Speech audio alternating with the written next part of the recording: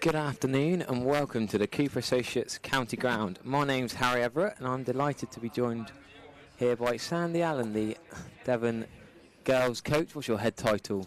Pathway lead or pathway manager. Lead, there you go. So. Former Warwickshire keeper bat, and great to have you up here to talk us through a bit of this fourth playoff between the Cornwall women and the Devon cricket board. So just fill us in on the semi-final at Taunton Vale this morning. Yeah, so we were playing Somerset.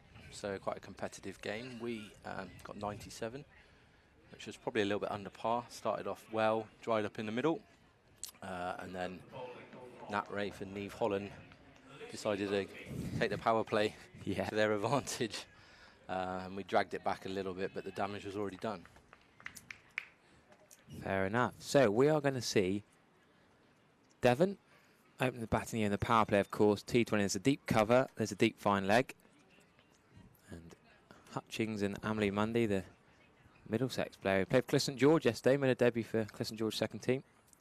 She's going to face the left arm from Cornwall. We've had a few issues with the play cricket in the scorer's box next door, so they're just trying to sort that out. I think we're nearly on. You got to take some analysis notes for coaching purposes at the same time, have you? Yeah, I'm writing a few notes for you, H, as well. So. Yeah, we've got Amelie Munday facing and then Emma Corney at the non-striker's end. So we're going to ignore the scoreboard? Currently. And that's a wicket, second ball of the match. Chipped straight to mid-on. And Sandy, that wasn't quite what you expected the plan for the girls. What was the team talk? It probably wasn't to lose a wicket second ball. No, it wasn't. We were just trying to make some use of the power play early on. We got some decent strikers of the ball at the top of the order. So trying to make the use of the power play early on. But no one likes to start like that, but unfortunately these things happen in cricket. And Amelie's gone, and I think she's got a busy week of uni exams coming up. So.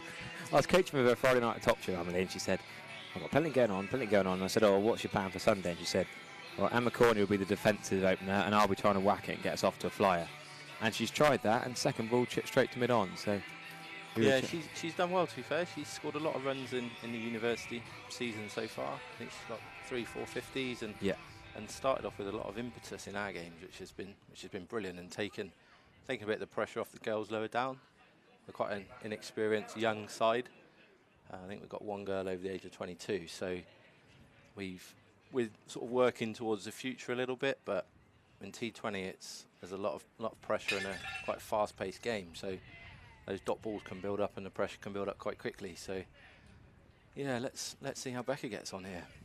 Yeah, first ball here, just nudged into the leg side. Did you talk about a score that you want to try and get to? We haven't really.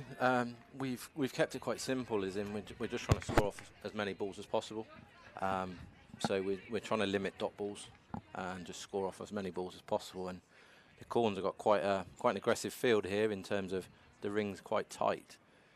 So any kind of powerful shot should hopefully pierce the ring and get us a boundary. But be nice to get off the mark. Yeah.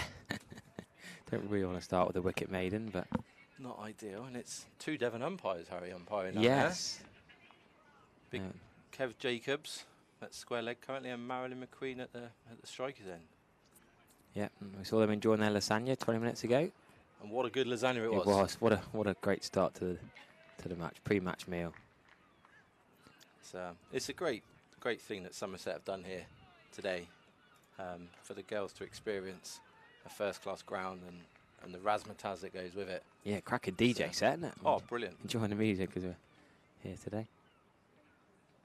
So could we have a wicket maiden to start? Yes, there we have. Beautiful bowling from Oakley, left armour for Cornwall. That's a great start for Cornwall. The Cornwall-Devon in this fourth playoff, and then we're going to have Somerset versus Wales in the final. Under floodlights is the plan, but with the 6:15 start and it being May, and it's not actually dark till nearly 9 o'clock, might not be much need for the floodlights. No, but what an experience. It's cool, isn't it? Yeah. It is brilliant. I had a chat with Andy Hoey, who was down at Vale earlier, and it's just brilliant that we can host a day like this here, and obviously the comms and you guys and the live stream and everything is fantastic. So you've coached a lot of teams playing against the Cornwall team. I don't know much of the Cornwall 11, to be honest with you. Who are you most worried about for your girls coming up against this Cornish team? So the kind of star player, without doing an injustice to the other players, is Rebecca Hodges, the keeper batter. Western Storm player. Will open the batting, I imagine. Hard-hitting batter. So she's the danger player. I'm not too sure, to be honest, about many of the other girls. She only got 4 in the earlier game. She did. You picked her up. She did, yeah. She played. Well, not many people got runs in the first game. Yeah. She played under 18s cricket against us last year and got 100 in both games. The 50 over comp. But a bit of pressure on her shoulders. None of the top 6 got double figures for Cornwall in the earlier game. Spin starting from the Truscoffic Pavilion end down below us. This is Smith with a right hand over the wicket. Tegan Smith. Nice dab to that. There you go, off the mark. You take that. There you go. I think it's probably only Emma who's played here before. I was She's played for Western Storm here. Most experience. We are going to be joined by Western Storm royalty Sophie Luff at some point later on this afternoon. Nice to have her talk about some of her teammates and girls she's played with over recent years.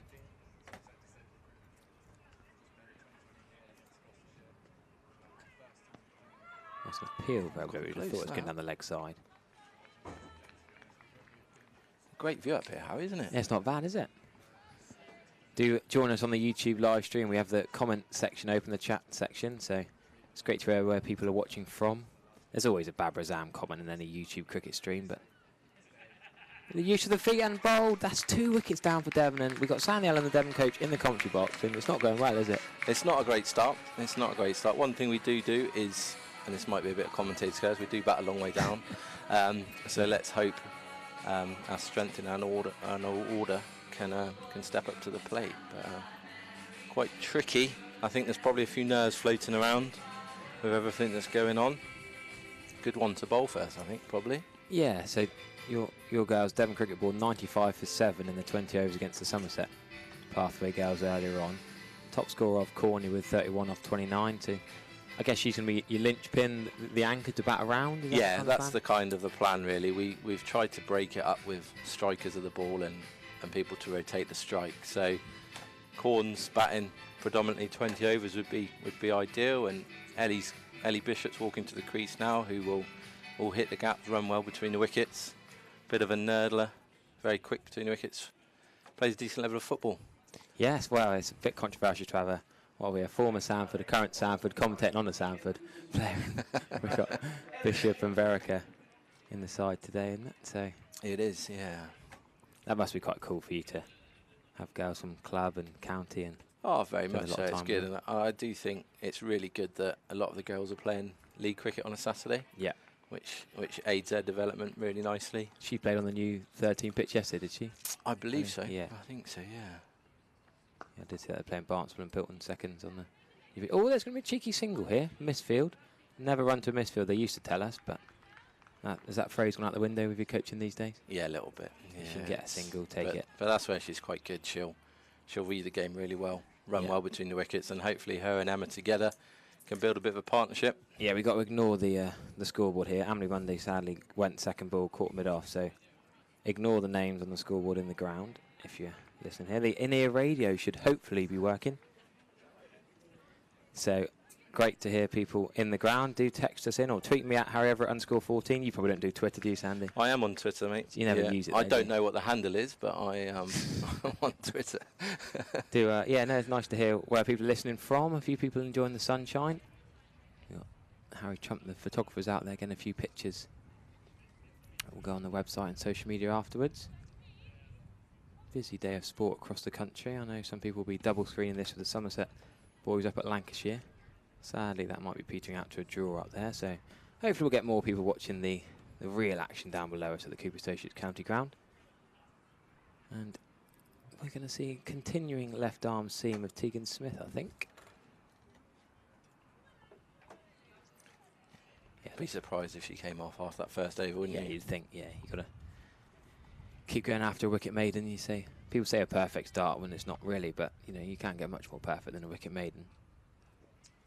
Tegan Smith got 2-0 out with the bat, but in the side for her bowling against Wales early in the day. Bowled 4 overs for 24, actually, didn't take a wicket. It's a little bit wide. Decent take, stood up. There'll be a bit of chat, I reckon. 2 Western Storm cricketers, one keeping, one batting at the striker's end. So there's probably a little conversation going on there, I imagine. Bit of advice being given out. Quite a few Western Storm keepers, aren't there? There's plenty of talent in that. There are. It's a strong region.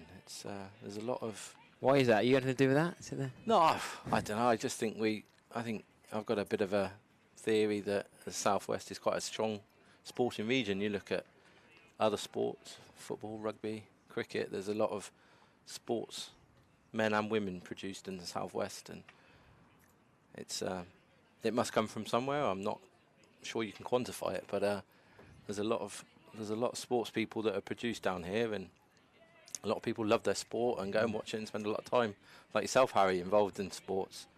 But yeah, there's definitely a lot of young cricketers coming through the Southwest. So we've still got this ring field on the offside. There's a deep cover, there's a deep mid wicket, and the 2 fielders out in the power play.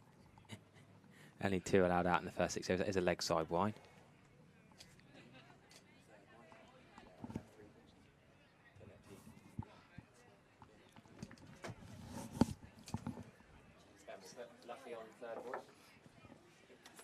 The amazing technology we got up here. We're going to bring in, talked about the guests we got up here. Got a lovely lineup here today.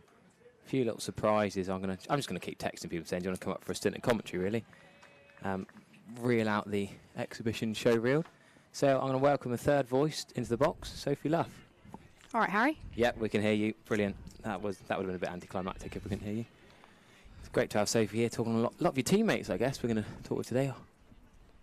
Yeah, we'll see a few of them later, won't we?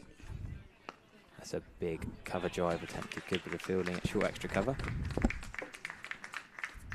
Was that a bump ball, do you reckon? Definitely a bump ball. Got the action replays up here, Rich? We can probably work on action replay. I could have sworn that was a bump ball. I didn't even... Yeah. Looked it. Definitely a bump ball. I think that's ambitious from the Cornish girls. I've just realised, I'm pretty sure this is the umpire who gave me out yesterday. I just realised that after that bump ball. Didn't give me a sample I wanted and triggered me LBW, so I had a word with her at lunch. Were you not out, Harry? No. Harry's never out. I went back to what I should have. He was definitely out the week before, that's what I saw. The whole of flipping Southwest seen me the week before. Oh, was that the one on the stream? Yeah, that might have been shown a few times the last week. But no, great to see all this action down below us. Change of over. Going to continue with off spin from this end down below us. Left arm seam and off spin to start the day.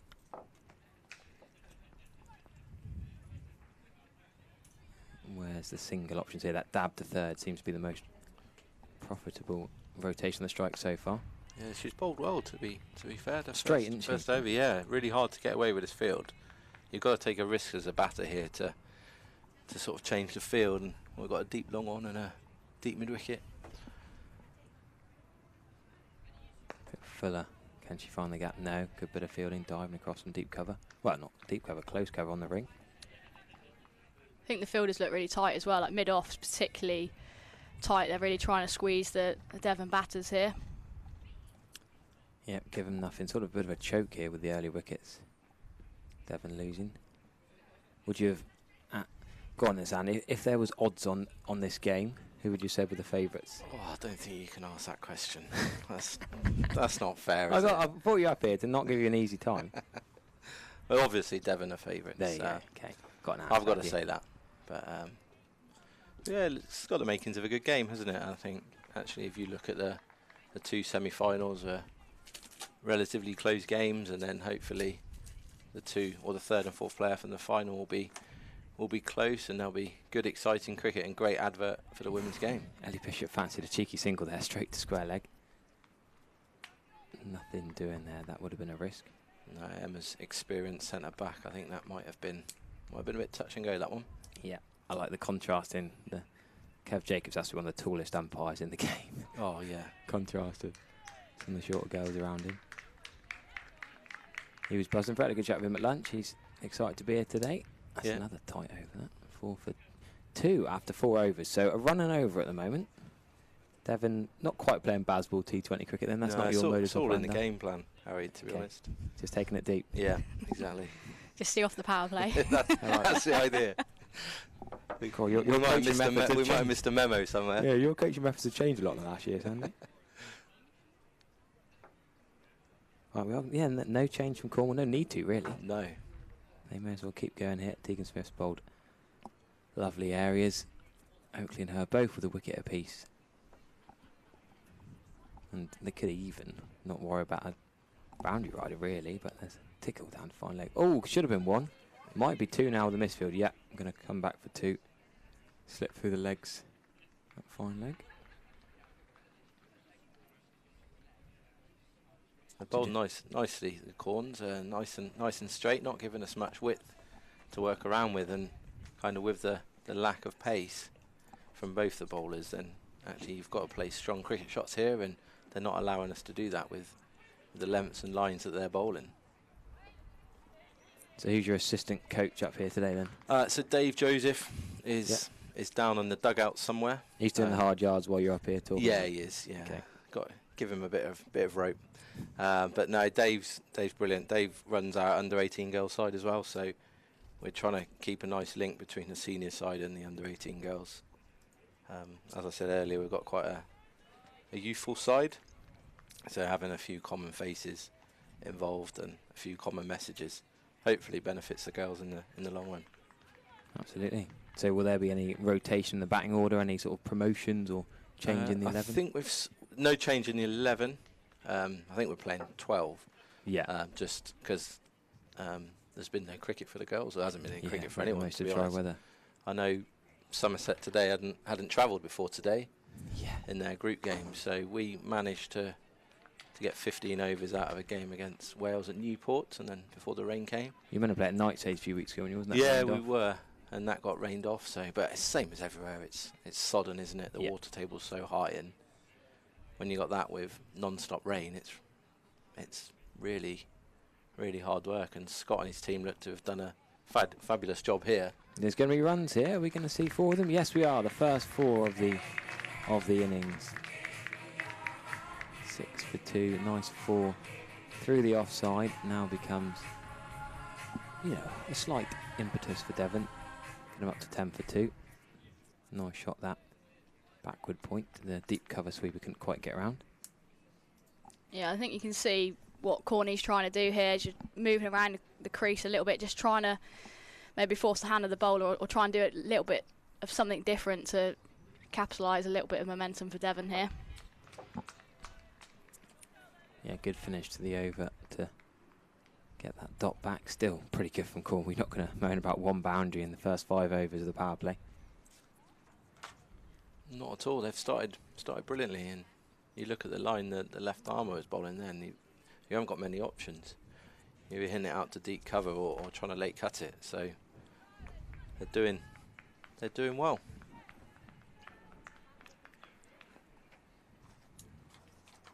So going to continue unchanged from both ends into third over. That's a wide ball. Could have been left for a wide, but Bishop decides to dab it down. Push for 2. Bishop goes, well, runs 1.5 almost. Decides not to go all the way.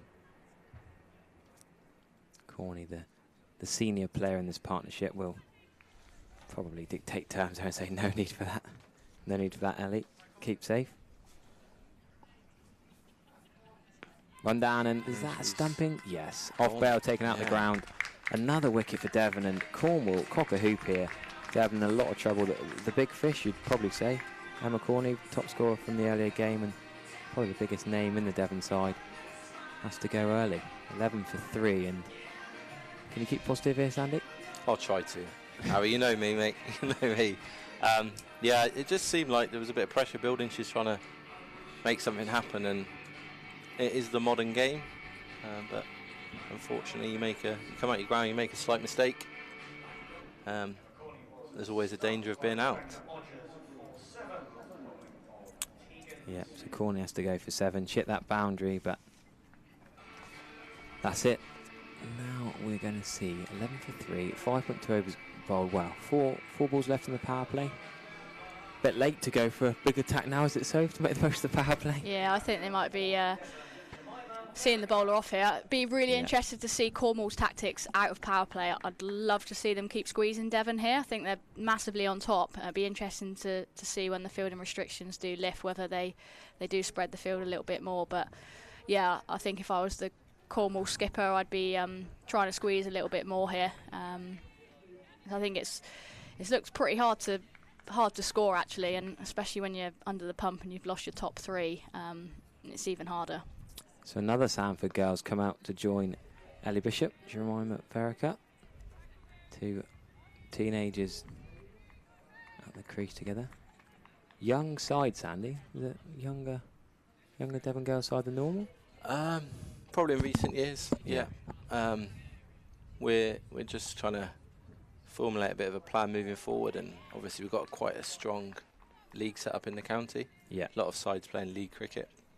So we're just trying to formulate the best sort of pathway for girls out of county age cricket, but also out of league cricket. I'm really conscious that we should value our good product in our league programme, and there'll be a lot of women and girls playing league cricket who might not have experienced county age cricket, and how do we keep tabs on them? How do we spot their abilities and trying to get them into the senior side and develop them as best we can. Yeah, another great over, and that is the end of the power play. 11 for 3. Superb work from the Cornish bowlers and the fielders. Chipped in, kept it tight. Devon in a spot of bother here.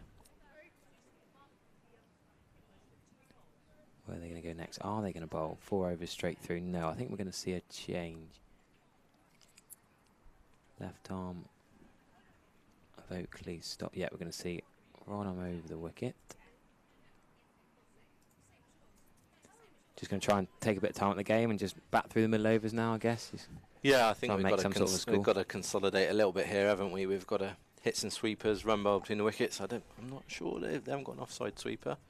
Still only 2 out. We might see outside the power play. Yeah, no. But as Sophie said a minute ago, why would you change?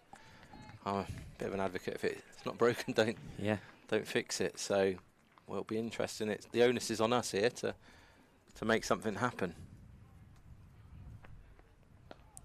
Lovely shot, punched through the covers for just 1 run. Good diving stop. Yeah, it's good running there as well. I think when you're in this situation, I think running between the wickets becomes really important. Trying to rotate the strike and just build a little bit of a partnership, even if you're not getting or finding the boundary consistently. Can you keep that scoreboard moving where you feel like you and your partner are just getting the pace of the wicket, just being able to pick gaps, and hopefully these two can build a little bit of a partnership here. That's a wide delivery. Chased. Stops the wide from being given, but probably if had left that might have taken the wide, but no. It's like one of your shots, Harry, wasn't it? Well, no head position, no foot towards it. I haven't worked on that. I even went for a net last night. What, after the game? Yeah, no, you got to you work love hard. It so much. Not got the natural talent of a luff in my genes. So nice single down to third. Should have a bit of aircon in the box. Too many people up here. I see your beady head sweating there, Sandy. Sorry, that might have been my fault because when I came up I said it was freezing. Just a bit of a field change here. Going to pack the offside, which isn't a bad ploy actually. If the bowler can hold their line consistently from the first few deliveries, then look to stop Bishop scoring here. Another wide-ish delivery from Peacock, chased by Bishop, but looks to be a bit of swing out there. Well, good bit of cloud cover, a bit muggy, I suppose. At least it's not raining. That is the main thing. Yes, after what, the wettest May in recent years and April. Great to be playing it. That swung a bit. Just driven down to mid-on. Oh, they're going to come through for a cheeky single here. Bishop fancied it. Running to mid-on. Why not, I suppose? They trust each other. These two have played so much cricket together. Love a bunt and run to mid-on. Yeah, I got desperate. That's great awareness there, though, from Bishop. You know, again, you're under the pump here as a batting side, and you're looking for any opportunity to score, and I think that's brilliant running. Defended into the offside, and What will be the team talk in the dugout, Sandy? The next batter's coming in. You know, how they looking to play the situation. It'll be an interesting one. We've very much got to make something happen here. The Corns look very set in their line and length, and they've got quite a nice close field. So we're going to have to make something happen. Whether it's Ellie virtually playing hit and run, or Jemima hits the ball quite nicely when she's in. So whether Jemima takes a bit of a risk and looks to go over mid on or mid off, she tends to go straighter, if anywhere. Try and change the field a little bit and create some more gaps. But interesting part of the game, this. So Smith is going to bowl a 4th over of off spin straight through here. Well bowled too. Nothing like that Nitish Rana over at the start of the IPL the other day, where I tried to get an over of off spin out of the way and got it for 26 the first over. You're going to bowl 4 overs here for nothing like 26. Yeah, I saw that. That was remarkable. Yeah, it was remarkable, yeah. Hell of a run chase, that. Yeah, that jars by a young 19-year-old who gets 97. Yeah, I mean, well, if you run Butler out as well, then you better make it count. The thing like he made Josh Butler look silly, really. Run him out so we can't get any of the runs. Right, change of field. 45 is going to come over to a short third. Just getting the position right. Cornwall's keeper Becca Hodges just getting it dead on. Shot straight to the extra cover fielder. Once again, they've been very smart with that. I don't think a ball's gone to short fine leg. Put another fielder on the offside and stop the little dab. Not bowling anything leg side to need that, really. Solid punch back.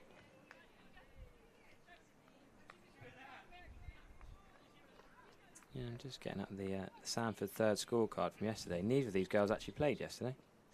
Did you tell them to have a rest? No. I wonder, there's a lot of exams going on at the moment, or about to start going.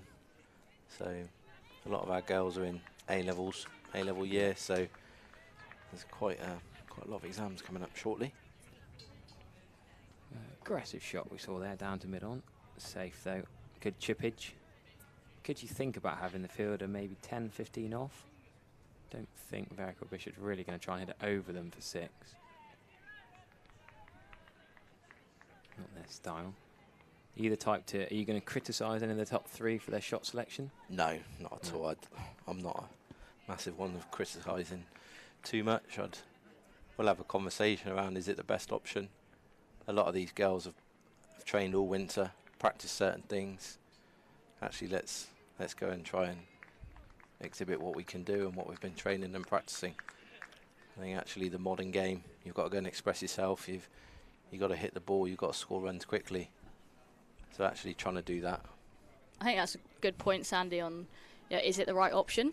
And I think there's a difference between your decision making. Was it the right option? Time of the game, etc. Bowling you were facing.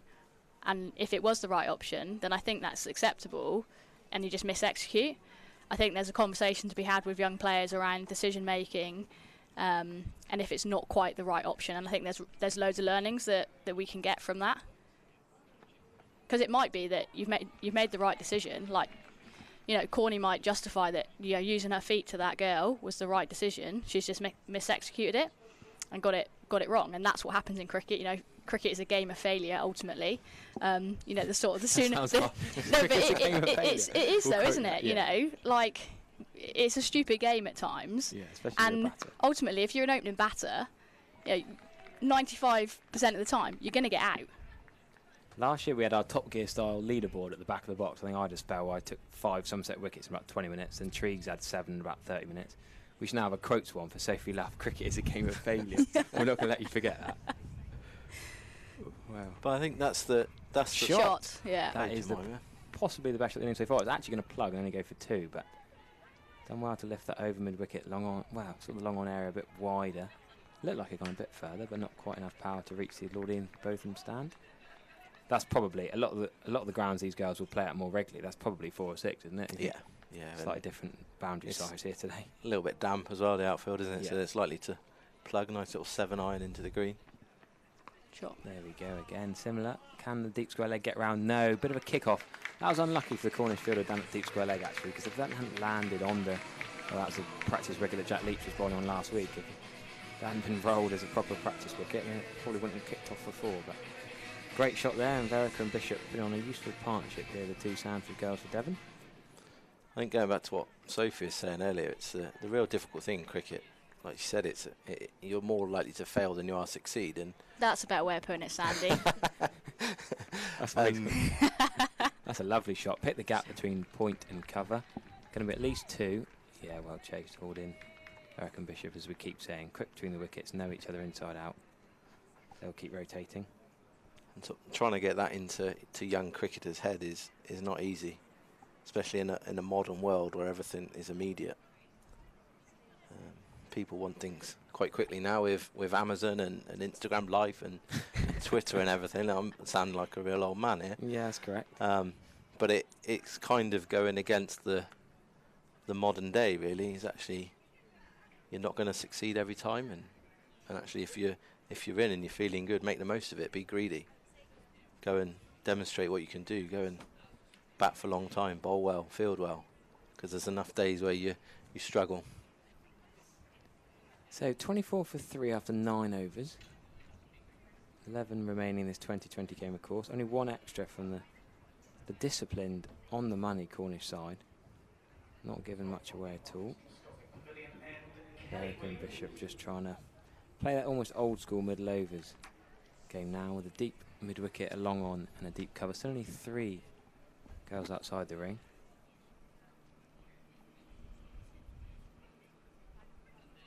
Slower outside off stump, and Bishop's tempted by a bigger shot there. Williams' first ball into the attack. Williams, a right arm seamer, who earlier today 4 overs for 24.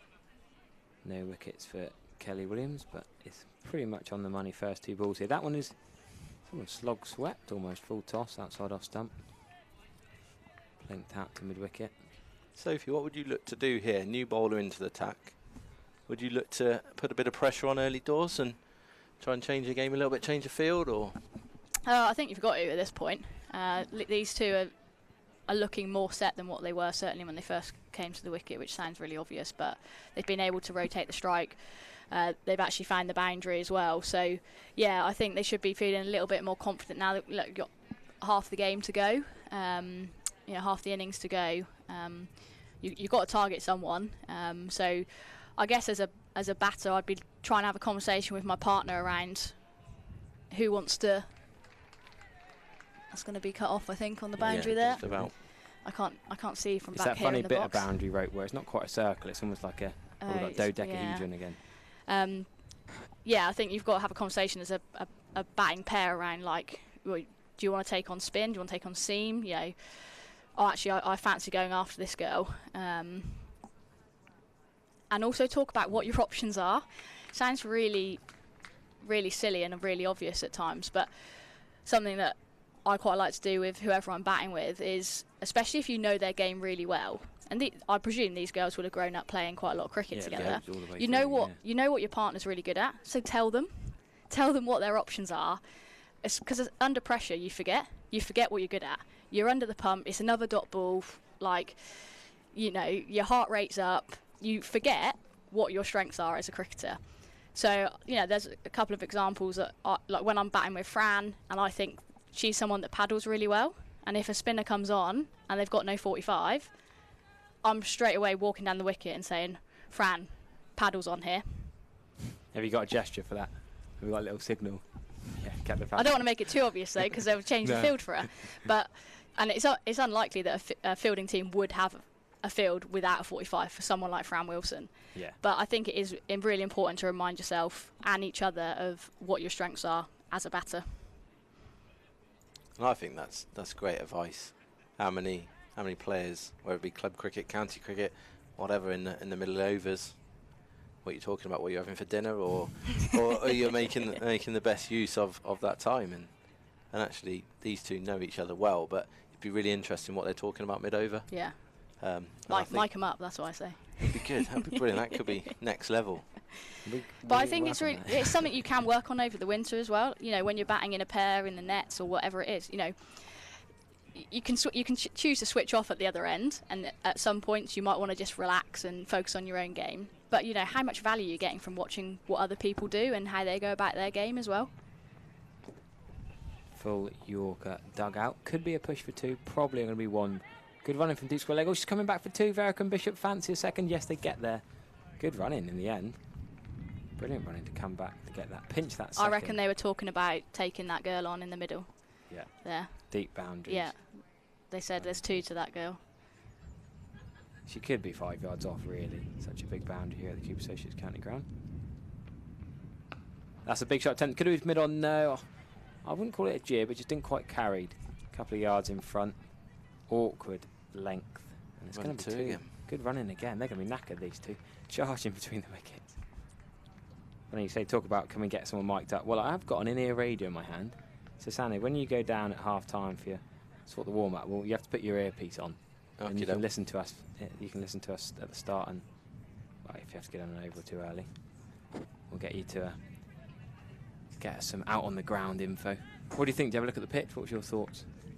To be honest, I didn't. No, I didn't. I didn't. To be so good. Yeah, I didn't. I didn't really. Not like expecting a wet wicket in the village expect games. anything other than it being fairly flat. To be honest. No, I think you're about right of what we can see up here. I did chat to the groundsman at lunch, and they were pretty happy with it. Not sure you ever get anything other than that up here, do you really? Highest scoring T20 ground in the world, Sandy. Yep. Right, lovely cover drive to finish the over. Decent over that from Peacock. She has gone for 16 off her 3, which is the most expensive of the Cornwall bowlers, but in a T20 you'd normally take 3 as a 16. It's only because the other bowlers have bowled so well for Cornwall. Yeah, it's interesting. 9 overs to go. Yeah, what are you looking at here, Sandy? You're talking about, right, girls, we've got to get to at least this, or are we just talking about process? Are you someone that wants to put a bit of a number on it, so the girls have got a bit of a steer on? Yeah, so we spoke this morning. It's quite hard because we haven't had many conversations with the rain that's been about. We spoke this morning about trying to get to 120, trying to get a run and ball. And I think sometimes if you look at 120, then you probably get 140. Whereas if you try and look too high, you might end up being a lot less. So a few of the girls are talking around 140 this morning. We were on the back pitch at Vale, which is a little bit smaller. But actually, I think if you look at a reasonable amount and leave a few wickets in hand, that could be a catching chance. Straight to deep mid-wicket. No, she's running too far. Oh, she's got away with that one as Ellie Bishop. She's chipped it straight to deep mid-wicket fielder who misread it, and it's going to be 1 bounce 4 over the head, and that's one of those things you always say. If you're on the boundary, you don't mind it going over your head for 6, but don't let it go over your head for 4. And 4. Sorry, can we add that to the? Quote, can we add that to the quotes? Yeah. I missed the old Top Gear leaderboard. Got away with one. So there. sorry, you're saying don't let it go over your head. If it's over your head for 6, that's okay because you can't do anything about it. But if you walk in so much that it goes over your head for 4, that's criminal. To be 5 yards in. I think that's a bit subjective, but yeah, okay. It's different in different positions, but I think there she was on the rope. She was in the right position at the start. I think she just misjudged it. It's a bit different picking a white ball out of white seats. You think of the grounds these girls will normally play at, where you play your club cricket. You don't normally have thousands of white seats around the ground, so it's probably a little bit harder to pick up the white ball. Did you think that with your fielding warm-ups, Annie? Were you hitting some high catches to get them used to the surroundings? No, we ran out of time. To be honest. Too busy eating lasagna. Yeah. I could see you sweating quite a bit in the 5-minute warm-up. Was all a little bit rushed, wasn't it? A bit rushed coming across and trying to get some food for everyone and trying to sort out the logistics of everything. It was a little bit rushed. Got stuck in traffic on the 1 mile commute from Vale. No, that was okay, to be honest, mate. We were here in a bit of time, and then just trying to organise everything. Took a bit longer than expected, but the girls played this morning, so fair enough. They should be ready to go, and they did a few bits themselves. We had a few catches, but not too much. We decided to spend a bit more time chatting about this morning and ways we could get better and improve. Debatable whether that's been taken on board at the moment, but if they take some things out of today, then that's all beneficial. So I want to come back to Sophie's point a minute ago. Here, there's no fine leg, no 45. That's a chip straight to point. Sorry, just talking about the partnership here, how well Verica and Bishop have done to dig the Devon girls out of a hole, but she's got to go chip to point. Decent bit of it. Williams did bowl a couple of full tosses in that over, but That was on a length outside off stump and just sort of skewed the point. And we saw Ruby Davies bat 4 in the first game. She got 8 off 19 balls. Is that a slight change in? Yeah, just a little bit. We've swapped the order around a little bit just to try and get a little bit more impetus higher up. Yeah. We started off really well in the game this morning, and then it all died down a little bit. So we just put Jemima up and Ellie a little bit just to try and give us a bit more impetus, and I think they've shown that a little bit. Yeah, you got the experience of Monday and Cornwall, 2 of the senior pros, I guess, in the side. Played a bit longer, played around, and them 2 both going early was a big blow this game, I guess. Yeah, it was, but these things happen in cricket, and you've got to adapt, haven't you? And it's interesting how whether these girls now and Ruby is a bit funky at times with her shot, so she'll look to paddle and reverse paddle and hit the ball in different areas. It's just with the pace, the value of that you're going to get, but actually if you start doing that, then the fields are going to have to change and create gaps somewhere else. And I think we've been a little bit one-dimensional in our batting. We've hit a lot of fielders, whereas actually there's quite a few gaps that we could take a risk and then have reward from what comes after that. And at some point, you've got to be brave. You know, T20 cricket is about being brave, and you know, for young females, like, you know, I was a young female at one point, and you know, confidence, self-belief, all of those things. When you're out there in the middle, I know what they're going through. They won't believe that they can go down the wicket and hit it over the top, because your mind will tell you that you just can't do that, because that's what happens. But these days, these girls are training so much, you've got to believe that all of that training, all of that hard work, like, you can do it. And you'll only ever know that you can do it is if you try it in a game. But it's having that belief and being brave. And I don't want to go back to my quote around that cricket is a game of failure, but you have to be prepared to fail at some point and get it wrong, but know that you're doing it and you're trying it, because if you don't know, you always play the same way and you'll always get the same results. That's sort of my outlook on things anyway. Yeah, I'm completely the same with that, in terms of what's the point in practice if you don't go and try and do what you're practicing. What have you been practicing with these girls in recent sessions? Anything particular? We've tried to, over the recent months, trying to make it as game specific as possible, sort of hitting gaps, rotating the strike, manipulating fields, all the things Sophie's really talked about. It's just tricky inside when you've got 4 walls around you and a few nets and stuff. That's where this environment's so good, because actually it then formulates some conversations, because you got your winter program, then can we transfer that to outside? If we're struggling to transfer that outside, why? We can have those conversations. But it's brilliant to see any cricketer really outside, and there's Rue. Yeah, there you go. Rue gets a bit funky. She does that really well. Probably should have been 2, because she was down on her back to play that shot. She had to get down to get back up again was a struggle, and shamefully the shot deserved more than the one it got. She was obviously listening to me, but that's a brave option. But it's actually, if she's practiced that all winter and that's how she plays, that's not a risk for her, and she knows that there's a gap there. She knows she's going to get value for it. Yeah, and that's what she's done most of the winter. She's probably done that more than hitting the ball back down the ground. And it's having that confidence, because it is a funky shot. If you get out to that, it doesn't look very good. Whereas if you get out to a forward defensive, everyone's like, oh well, you've missed it, but never mind. If you get out to that, it sort of looked really poorly upon, but actually it's changing that mindset. That might be your best shot. Look at Joss Butler. Yeah.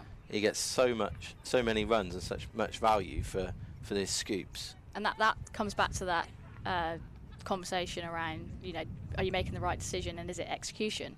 Because if that's the right option at that time and she just mis-executes it, but you know that that's a shot in her locker. If you're someone that's never reverse swept before, that's a wicket. Catch a deep mid wicket. Ellie Bishop has to go for 18. There's been a couple of times trying to whip it through the leg side, trying to play that aggressive shot, but hold out. Good catch in the deep, and Cornwall now 43 for 5, and Ellie Bishop done well to get to 18, but a bit more struggle for the Devon girls. Sorry, Soph, carry on. I can't even remember what I was saying now, Harry. I couldn't see. I was blindsided there by it's a bit. harder back here, and there's a lot of reflections going on these windows. Looks like there's fielders everywhere, and then they're not actually there. We'll give you front seat billing for your next stint. Can you remember what I was talking about?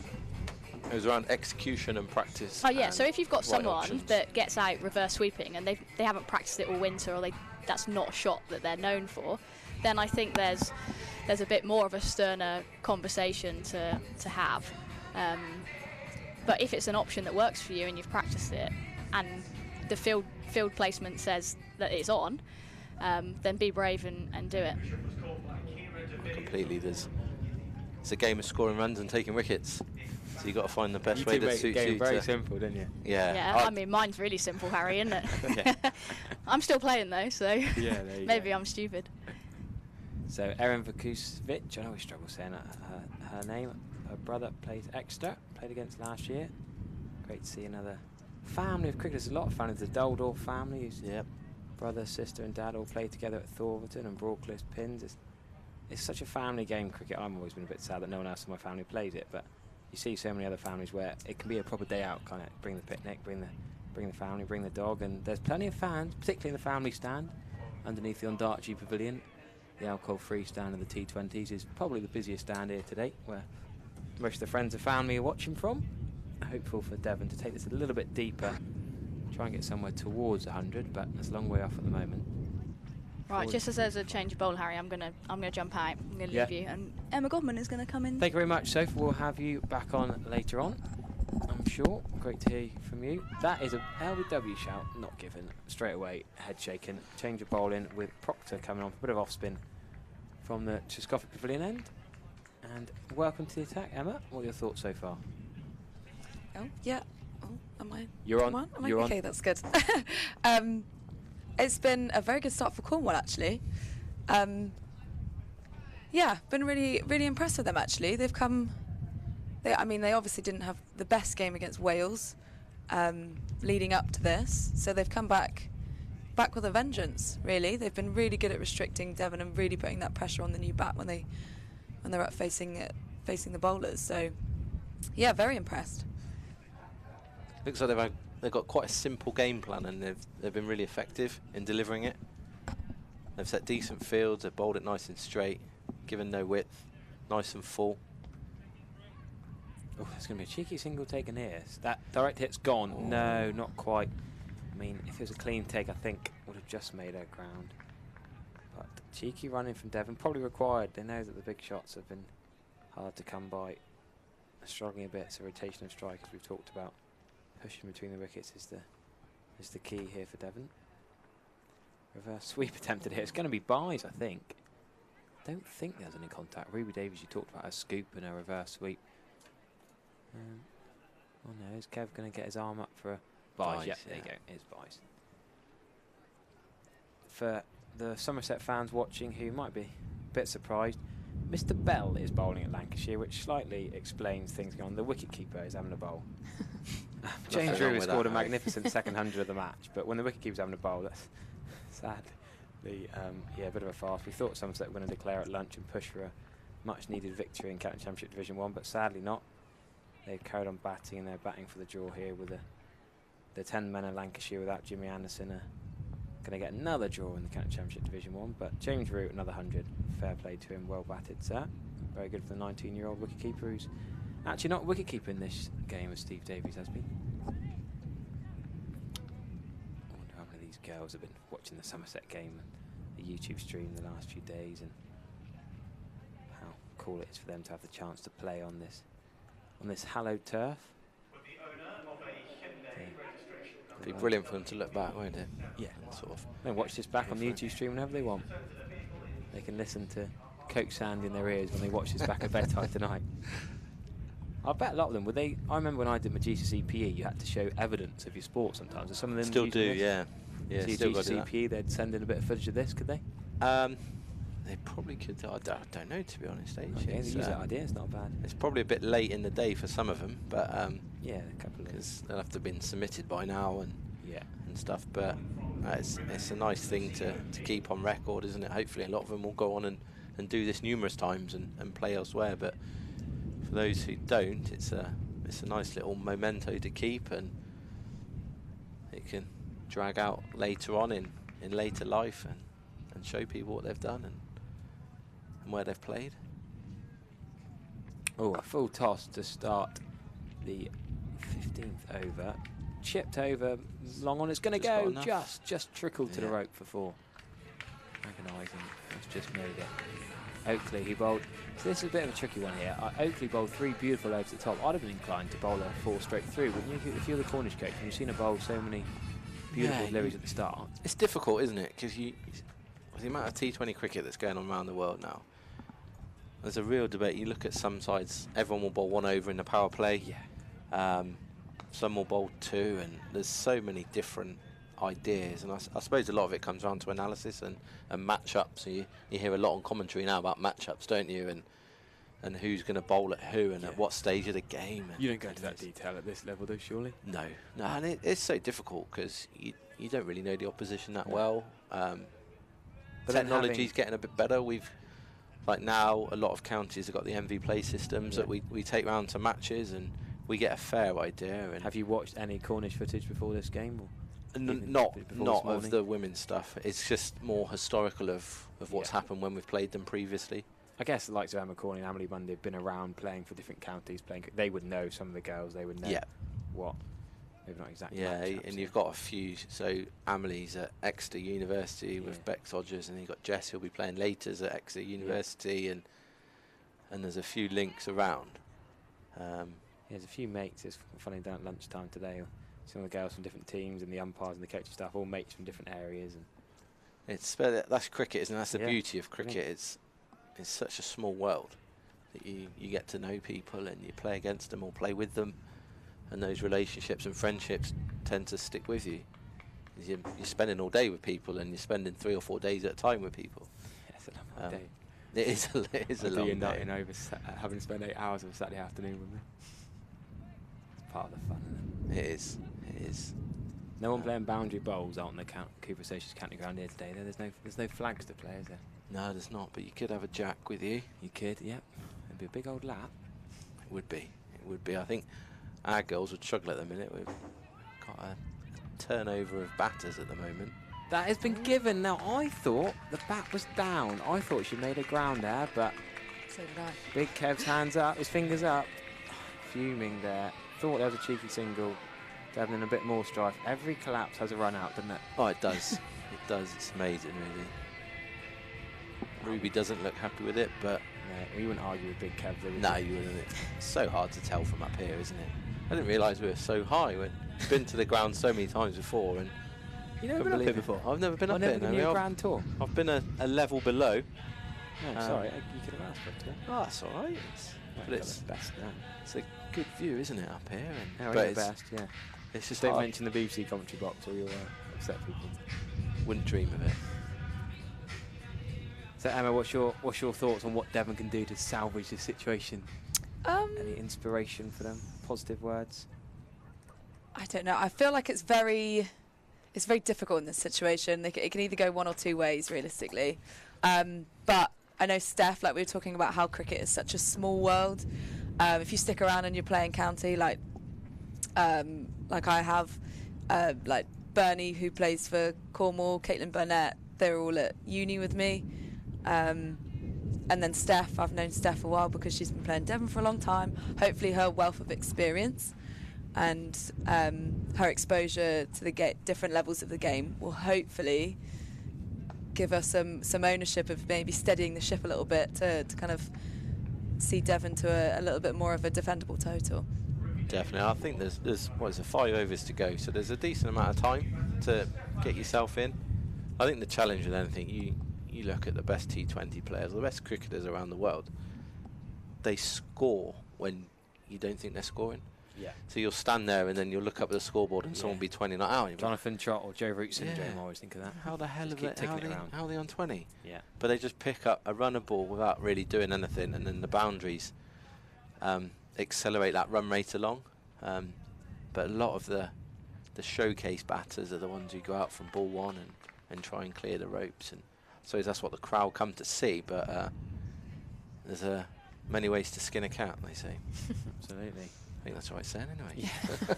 Better than Put it on the board. Up here, yeah. Yeah. Right, attempted little late cut there. There's a single at cover point. There's a single behind square on the offside, sort of down to third. I think that's where Erin's trying to get this ball just to manipulate the strike. Give captain Steph Hutchins the strike. Keep rotating it. There we go. There's the one that I was talking about. Yeah, nice. Could be 10 yards off, I think. Makes there's no 2. Yeah, it'll be interesting to see what the scores are like today. In terms of, there'll be quite a few nerves, I imagine, going around the girls and playing on live stream and in a first-class county ground, and the music that's being played and the commentary that's going on. There'll be a few nerves floating around. We're not giving them pressure. And it will be interesting to see what the scores are like. Big shot there. Hutchins doesn't need much of a sighter. The big old slog sweep comes out. Just going to be 1 run. No, I'm very excited for the Wales Somerset final. Being an ex-Somerset player and a current Welsh player, yeah. It's your derby, isn't I it? mean, it is my own derby. Your personal derby. Well run. Yeah, just a nudge and a nerdle here. And I think that's where Sophie was talking about the communication previously, and I think if you're talking, you're having a little chat between and say anything sort of, we're dropping in the offside, let's just both go.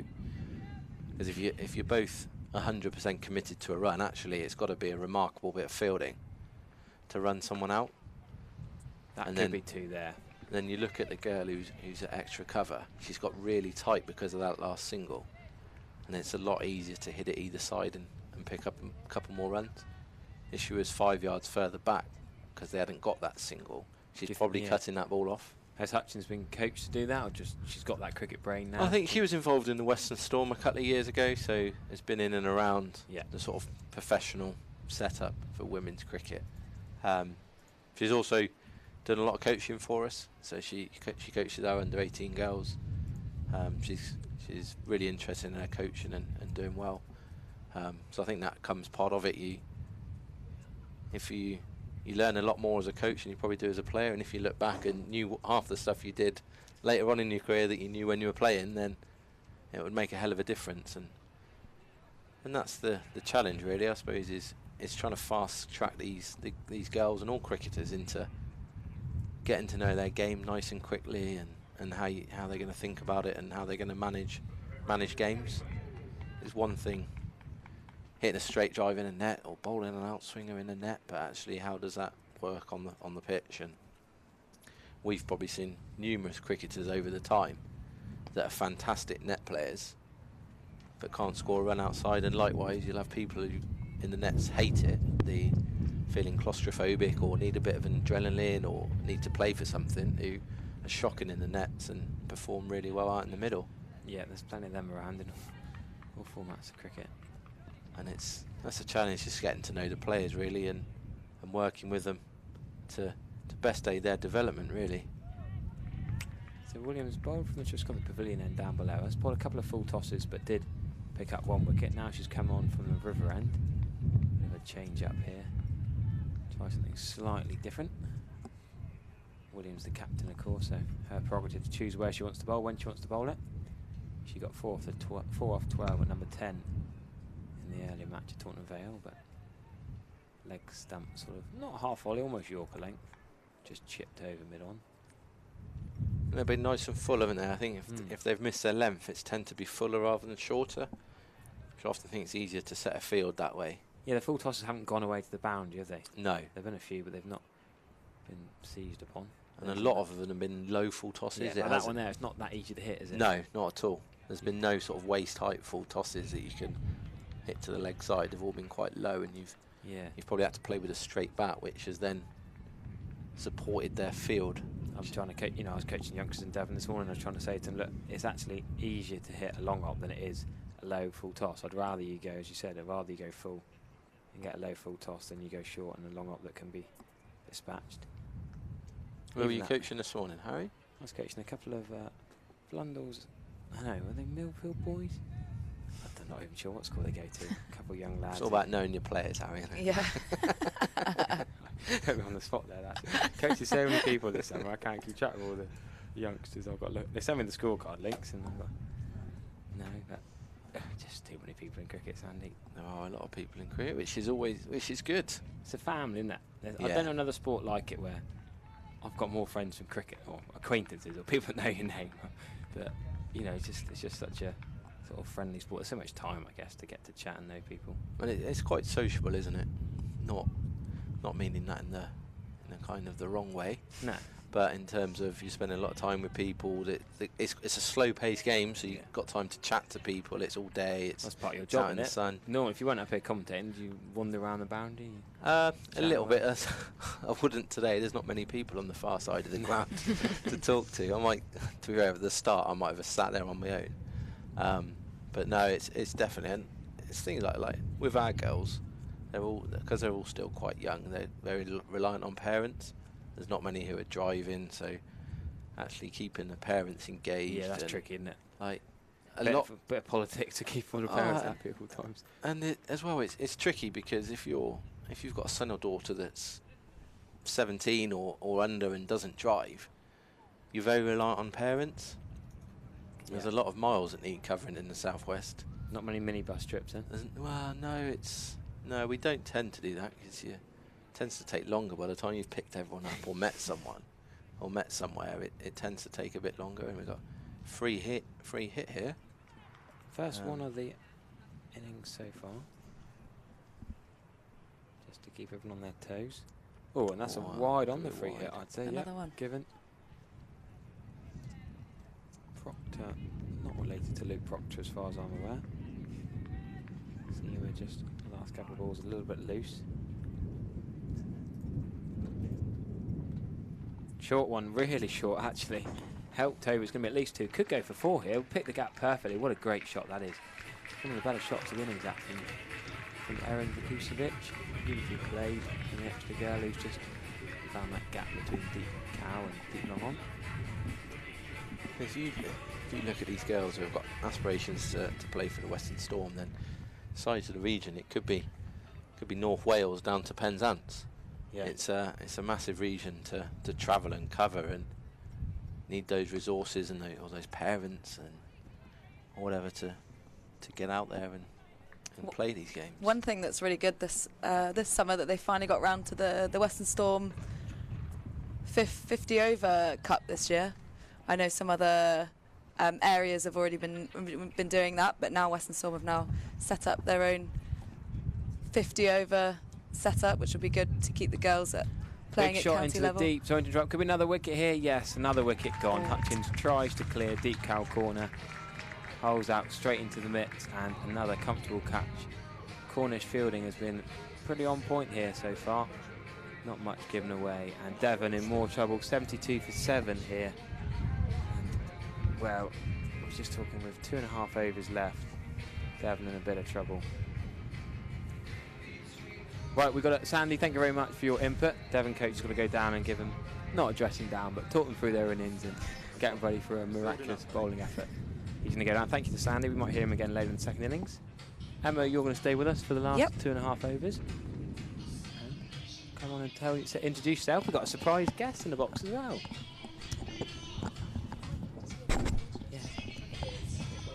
Yeah, go for it. My name's Nicole Harvey. I play for Somerset and Western Storm. Yeah, brilliant to have you with us, Nicole. Thank you very much for coming up. What are your thoughts on what you've seen in the opening 17.5 overs? I think Cornwall have actually bowled really well. I think they've kept the stumps in play, which has been key. Some great catches as well in the field, and the old-fashioned saying, catches win matches. Yeah. So I think they're in quite a good position here. So hopefully they can apply themselves with the bat. As obviously they struggled a little bit against Wales earlier in the day with the bat, but they're looking like they've come back fighting strong. So being from Cornwall myself, I'm being a little bit biased maybe. No, that's all right. Well, they've played so well. We've got surrounded by 2 Cornish links here in the box now, but I'll keep flying the flag for Devon as they're trying to get to, 90 could be a competitive score, could be something to play with. We saw fairly low scores in the games at Vale. Of course, Vale's a little bit smaller on that second pitch than here at the Cooper Associates County Ground, but 1-2-4 played 64 in the Wales versus Cornwall game earlier on, and then in the second semi-final we saw 95 for 7 play 96 for for 3. So fairly low scoring games, but here with 2 balls left in the 18th over, 73 for 7. Trying to work out. Katie Donovan's come in to bat. She's just got that single. Cliff St George girl, extra school. Family of talented cricketers again. Oh, that's a loopy full toss. That should be a no ball. Well put away. Yeah, just behind deep square leg. It's going to go for 4. Yeah. I think that's been a little bit. That's been a little bit frustrating, I would imagine, for Cornwall. They've been pressing and bowling some really good line and lengths, and then just ease off the pressure there, you know, giving a 4 ball. And then obviously as well a free hit being a no ball. Yeah, the last free hit we saw was the next ball was a wide, so interesting to see where this free hit is going to be. Oh, that's a very short wide, no ball given. Take your pick there, Kev, but from the rules of cricket, if there's no ball and a wide, they give the no ball, because that is then going to be another free hit, of course. Interesting to see where Erin's going to try and play this one. The deep square, deep into wicket, deep long on. Will she try and open up the offside, or just try and go over them? Tries to go through the leg side. It might go for 4 actually. Yes, pick the gap well again. It's a good shot. Twice we've seen it down towards the BBC commentary box by the family stand. Placement there. And Devon, a late little surge here. A bit of errant bowling from Proctor particularly. He's now gone for nearly 30 off a near 3 overs. Just needs to get one more legitimate ball to complete this set. One thing that Devon have definitely done is taken advantage of the looser delivery. Oh no, you talk about loose delivery. Gosh, it's like I jinxed it. Seems to be almost like she's got a little bit of the yips here. I was going to say, does look like stuck it. in her hand. Which is a shame.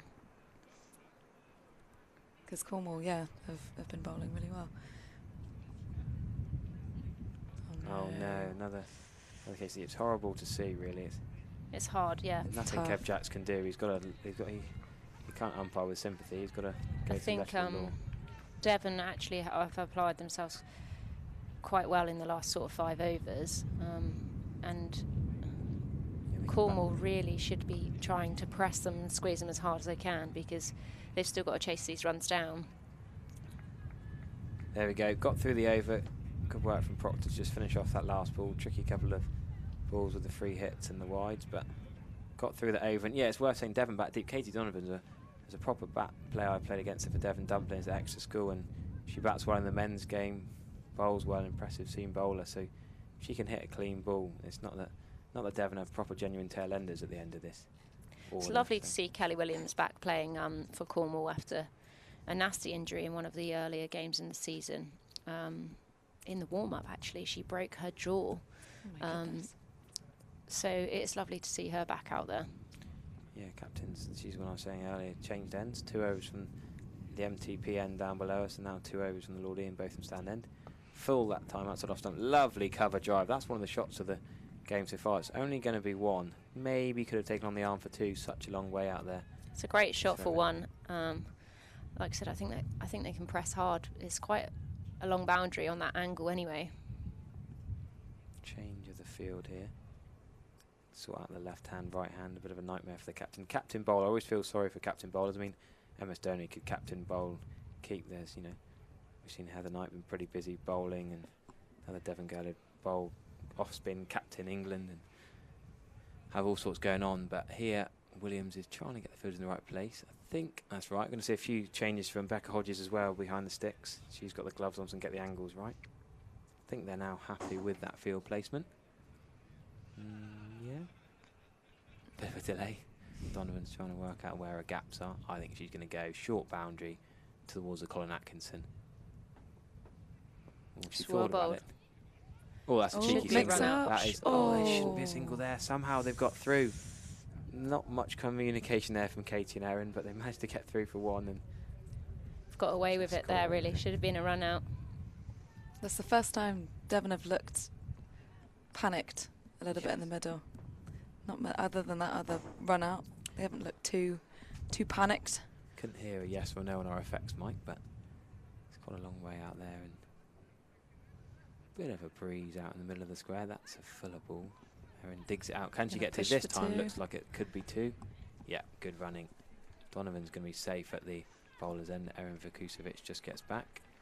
No need for Kev Jacks to put his finger up again. Kelly Williams is bowling nice and full here, allowing the ball to get a little bit of shape. I just think it's a little bit unfortunate at the moment. Their fielders need to stick with it. It's also very key, I think, to have the right people in the right places. In your inner ring, you want them squeezing and as tight as possible. Donovan was 1 not out of 2 balls in the earlier game of the day. Already past that in this. Full and straight, just out to deep square for 1 there. Vukovic was also, these two were the 2 not out bats in the first game. Vukovic was 4 off 6, so the 2 sort of lower order batters getting Devon through to competitive score. I said, could they eke up to 100? Looking like they might now. Could be a competitive game this. Don't just think it's all over because the big 2 at the top went early for Devon. Williams fuller this time. 12 bowls shouldn't be a run. Yeah, I'm not sure why she's thinking about running there. Run into the bowler, ambitious, but yeah, that's risky. Donovan's quick, but not that quick. Usain Bolt wouldn't have got a single there. So 91 for 7 with 7 legitimate deliveries remaining. Let's hope Kelly can finish well here. Yep, skipper leading by example. Lovely length that. Bold. Oh, one-handed stop. Still get through to a single somehow, but going to hit and run almost Devon here. They know they just got to take risks. They know they've got a couple more wickets in the shed. I think that's well bowled for the 19th over. She's kept it nice and full. She's kept the stumps in play. Who would you say should bowl this last over then? It's probably not going to be Proctor. No. After her last over, who would you go with for the last over of the game? I don't really know, if I'm honest. That's a hard question. It's looking like, is that going to be Tegan Smith? No. No, she bowled out Tegan Smith earlier on. I think she bowled the left arm from the far end. Who is this? Oh, Millie Bray. She hasn't bowled yet. Interesting, because she bowled in the first game at Vale this morning. And I was surprised to see, to be given the last... I was going to say, the last over. Interesting. No, sorry, she didn't bowl this morning, but I thought she might. But then to be chucked the ball for last over, possibly because of that, perhaps we saw a bit of the yips with last over off spin, but Millie Bray did not bat in the early game and now chucked the ball for the last over. It's an interesting ask, it's an interesting ask from not the bowl captain. all day, not bat all day, and then suddenly get given the last over with I think the third, fourth playoff here. yeah. Going to need a lot of composure. Well, she's going for it. And she's going to bowl medium pace. Swell bowled. Excellent first ball. Swung down to long on for 1. If you go at 6 and over, you take that for last over. Donovan's surely not going to have to. Surely there's no 2 here. Oh. Somehow they've managed 2. Almost. The throw maybe could have come bowler's end, but no, I think because the backing up was good. Good running by Devon to get 2. It shouldn't have been, but I think it's getting some used to here, playing on such a big boundary. Long on fielding is tricky to try and stop the 2 whilst also trying to stop the 6. Could they be 5 yards off? Maybe so. Mid-off is very, very straight. Is Donovan going to try and go over mid-off? Good shape. Oh. Catch, hard chance. It's a hard chance for a caught and bowl. But it's out of the hand as well. Just bringing the pain. It's actually well bowled, those 2 balls, considering coming on in the last over. Right-hander on strike now. Big gap over at mid-wicket. Straight mid-wicket. Probably going to be targeted. That's a leg side wide. Started her line too straight there. Yeah, it did go a tiny bit away, didn't it? Sort of to the leg side. Still nursing that. The rigging hand, the left-handed, dropped the catch. I suppose the difficulty for her coming on for the last over is that she hasn't been able to bowl at the left-hand, right-hand combination. There we go. Straightened her line a little bit. Should be just a single out. Brilliant throw, deep attacked square. the ball well, nice throw, 1 bounce, straight into the gloves. Williams getting the ball at extra cover, the captain to work out a troop. She'll go to mid-wicket. Long off and mid, long on and mid-off will just have a little switcheroo of sides. Interesting, all the boundary fielders are right on the rope. No one's 5 off. They're not trying to stop 2s here. Cornwall happy to give them 2s but stop the 4s and 6s, which have been few and far between. Oh, Well bowled. Yeah, that's a great wide Yorker, really. yeah. That's your go-to. It's actually a good ball to be bowling at this point in the game. Batter's looking like she's targeting to hit cow corner deep mid wicket, really.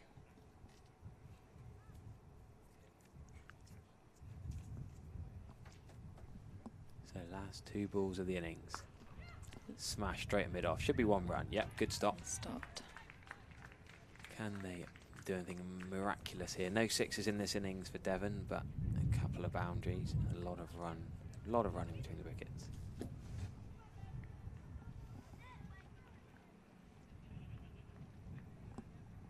Oh, square leg and mid-wicket are right next to each other. That can't be quite right now. Now mid-wicket's thought, actually, yeah, I shouldn't be here. Moving around a bit straighter. It's gone there. That fielder, if the fielder was in more position, no, can't help out. It's Long On who's done the work. Great work from Long On to save it to 2. Save 2 runs there for Cornwall. Top work. And Devon, I said, could they eke their way towards 100? And off the last ball of the innings, they've got their 100 for 7. Devon, great work from them to get there after. Yeah, they finished at that innings actually really well. And they've actually put a bit of pressure back onto Cornwall. It's a shame. Seems like they've let their foot off the gas a little bit. With taking some good catches, but the fielding there at the end, I think they've got away with a few 2s. Yeah, 14 extras. When I looked at the scoreboard after about 12 overs, there's only 1 extra. So that extra 13 extras has helped Devon back into this game. You know, and what were they scoring off those free hits, the no balls and so on? All those extra runs, they add up, don't they? Right, we're going to have about an 8-minute break up here. Let you go and get a drink, and then come back and get back in your armchair with a YouTube live stream on for the second innings here in about 8 minutes' time. Thank you very much.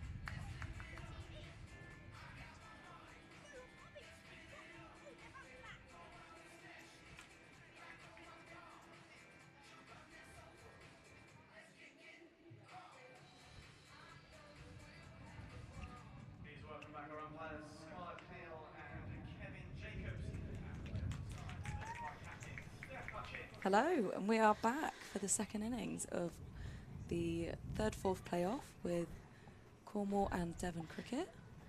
We have Harry's subbed out. We've got a new commentator in, and it is the head of women and girls cricket in Wales, Amy Rees. Hello. You okay? Yeah, good, thank you. Good. Talk us through the match against Cornwall at Vale. How did that go? Yeah, it was good. It was quite wet when we got there, but we thought we'd have a bat. And then posted 120 odd and managed to bowl them out then. So yeah, it's a good game actually. Good game. Good for the girls to get out there and play because most of our games are being rained off. Yes. Yeah, absolutely, Ames. It's looking like Devon are going to start off here, opening the bowling with Steph Hutchins and Bex Hodges to face the first ball. Steph's got a wealth of experience. So when she came into bat, She's going with a long on and a deep mid-wicket.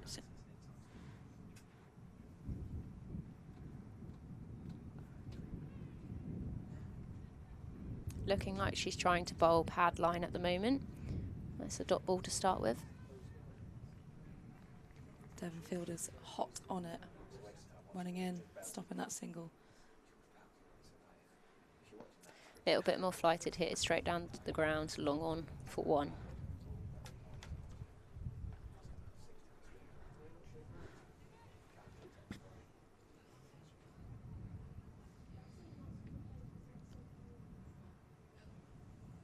Got Caitlin Burnett on strike now.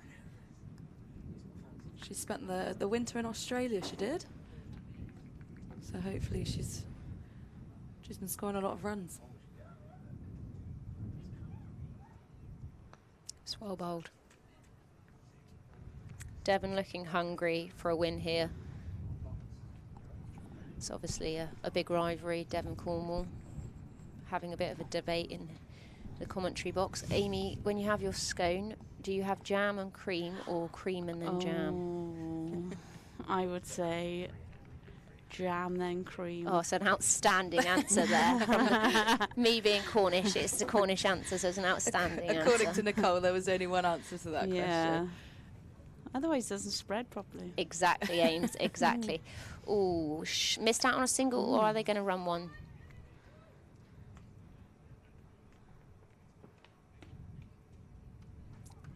Inside edge there from Caitlin Burnett, just running one down to the 45.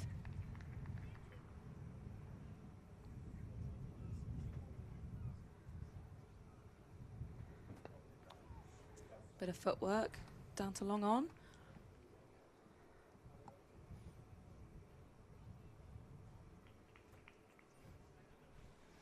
Bex Hodges back on strike now, coming into the second over.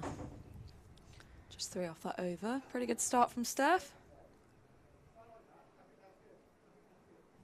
Ames, how did you find the batting attack from Cornwall, for Wales? I think there's a lot of probably a bit of pressure and a bit of expectation on Bex's shoulders being in the Western Storm squad. Look, she tried to be a bit inventive against CT this morning, and look, CT is always going to bowl stump to stump for you. But look, they're quite young, I think, and they've got some potential there, but it's just having that bit of confidence really to believe in their ability. And like I say, Bex is key here really. If she gets going, she could take the game away from Devon quite quickly, I think. Definitely. I saw her playing I think it was an under 19s county last year when I went up with the Welsh girls, and she batted unbelievably, head and shoulders above the rest. Yeah. Very strong batter. A little bit of mind games, or was it an actual slip? Who knows? They'll never know, as long as the batter doesn't find out. Cricket's a funny game. All mental, isn't it? I'd say a lot of it. So let's see what Bex is thinking.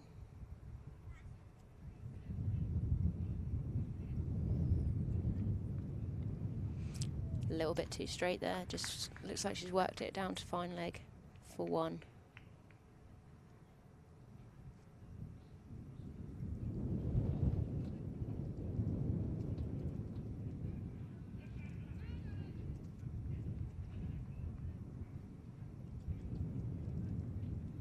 interesting to see what Caitlin decides to do. Whether her role is to just change up the strike and get Bex back facing.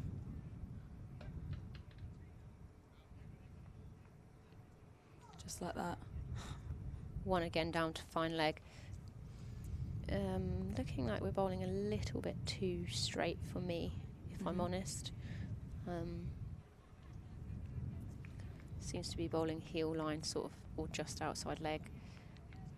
Be interesting to see. I'm not necessarily well clued up on Bex's game, but if mid-on and off are up and it's the right slot, is she someone to hit over the top? I think that's her strength, and it hit down the ground. It's pulled away. On bounce 4. It's a good shot. She's picked the length quite nicely there.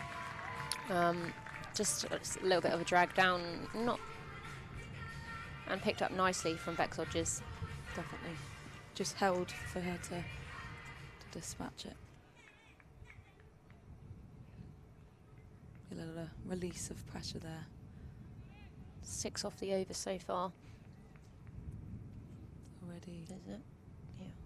Already double the previous over. It's well bowled. It's a good comeback. A lot better. A lot better line. Rather starting on the pads, it was moving in towards the pads. I think, like you said there, Amy, it is a lot of pressure here for Bex. She's probably thinking a little bit of two things. I need to see this game home, so she's thinking she's got to stay in, but at the same time she wants to be making an impact up top, especially with only 2 out early doors. I don't know what you think, Ames.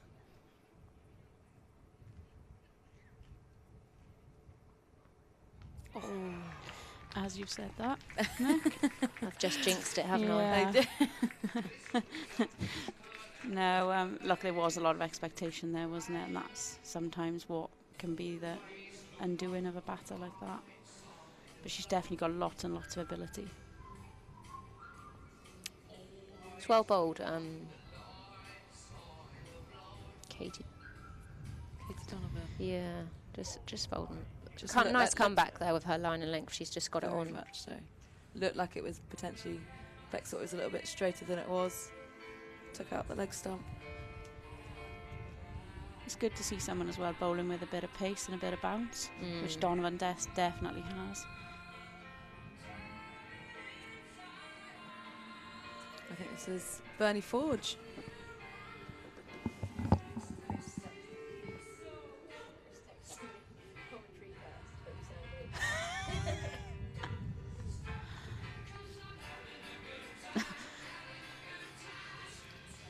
Lovely to have a bit of music here at Taunton today. It does. Creates the atmosphere. These are the two girls that I know, both at Cardiff Met they were. I think they graduated the same year as some of the Welsh girls that are in the squad as well. Good to see Bernie Forge being a former Somerset teammate. Here she is, number 3 for Cornwall.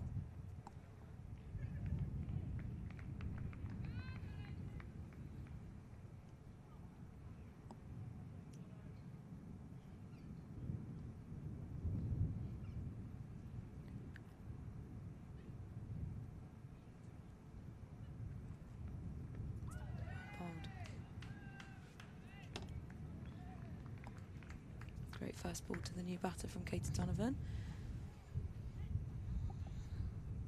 She finishes her over.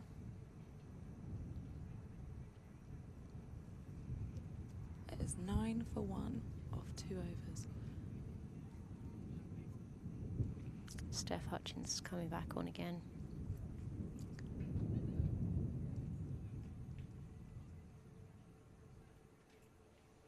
Bowling around the wicket. They've brought that long on up. Now that Bex is out.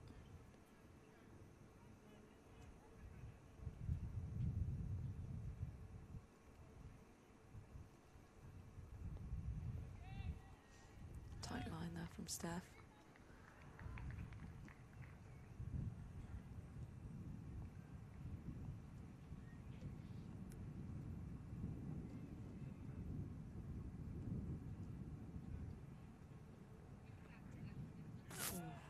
fuller. It's the right option there from Caitlin, looking to sweep, no square leg out. Just didn't quite get hold of it. Eyes lit up a little bit. Very open stance with Caitlin Burnett. Ooh. Looks like just going down, leg side. It's a good option. I'm not sure if they're almost feeling a little bit trying to force it here, rather than necessarily trying to just work the ball. Yeah, build a little bit of a partnership here. Looking for a single. I think Devon did do that quite well. They rotated the strike quite well in the inner ring. So that was one thing that I thought throughout the whole, other than one other little hesitation, they were very good, regardless of who was in. They're running, they were very quick and very decisive in what was a run and what wasn't. And I think that helped them get to 100 and rebuild their innings. That's what she wanted. Good shot. Well placed, just behind square. That's 4 runs. She's come across the stumps there to get the angle, and it's a great shot in the end. She's been targeting that for the last sort of 3-4 balls. So yeah, it's a little bit of a relief there for Caitlin to hit that for a 4. Finally executed what she'd been trying to the start of the over.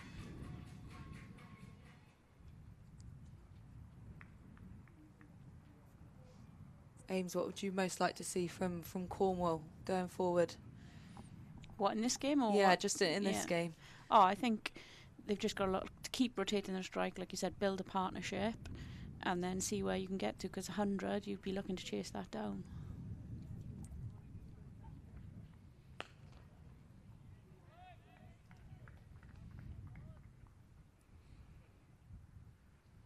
Good dot from Katie Donovan. Is this Tegan Smith batting? This is Bernie Forge. Oh, Bernie Forge. Of course it is. They have got Tegan Smith to come in as well. So, yeah, I think if Caitlin and Bernadette, obviously they've played a lot together at university and so on, and club cricket even. So if they can build a nice little partnership here. Definitely. Good shot down the ground. Oh. It's unlucky. 2 straight. That'd be the worst way to get run out as well. Yeah. Thankfully, Caitlin had a Run out one of your good mates. Hitting it straight back the down county the ground. ground. Might not chat for the rest of the day, but the only downside is you're on live stream, so you can unfortunately relive that. I've had that once with Sophie Luff, or maybe twice in the years. I remember a long old drive back from somewhere up north after she'd run me out once. It was a very quiet car journey home, shall we say the least. Well, I'm glad to see that it's not affected your friendship. No, it hasn't, but there we go. We can laugh about it now. Just not at the time. No, Dave Roberts was driving the car. I think he felt very awkward. Be interesting to see how Bernie reacts. It's always difficult if you've dotted up a couple of balls.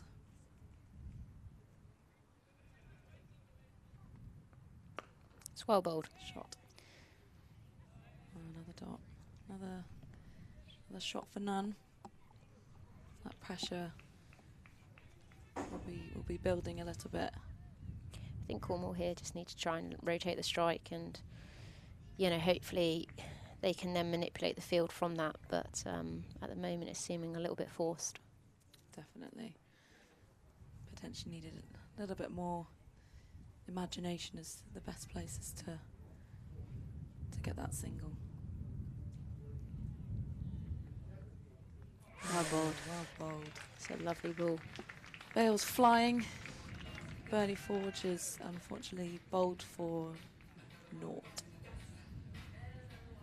There's that pressure we were talking about building up, and something's got to give, unfortunately.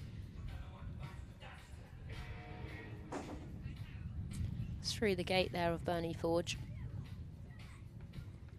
But it's really well bowled.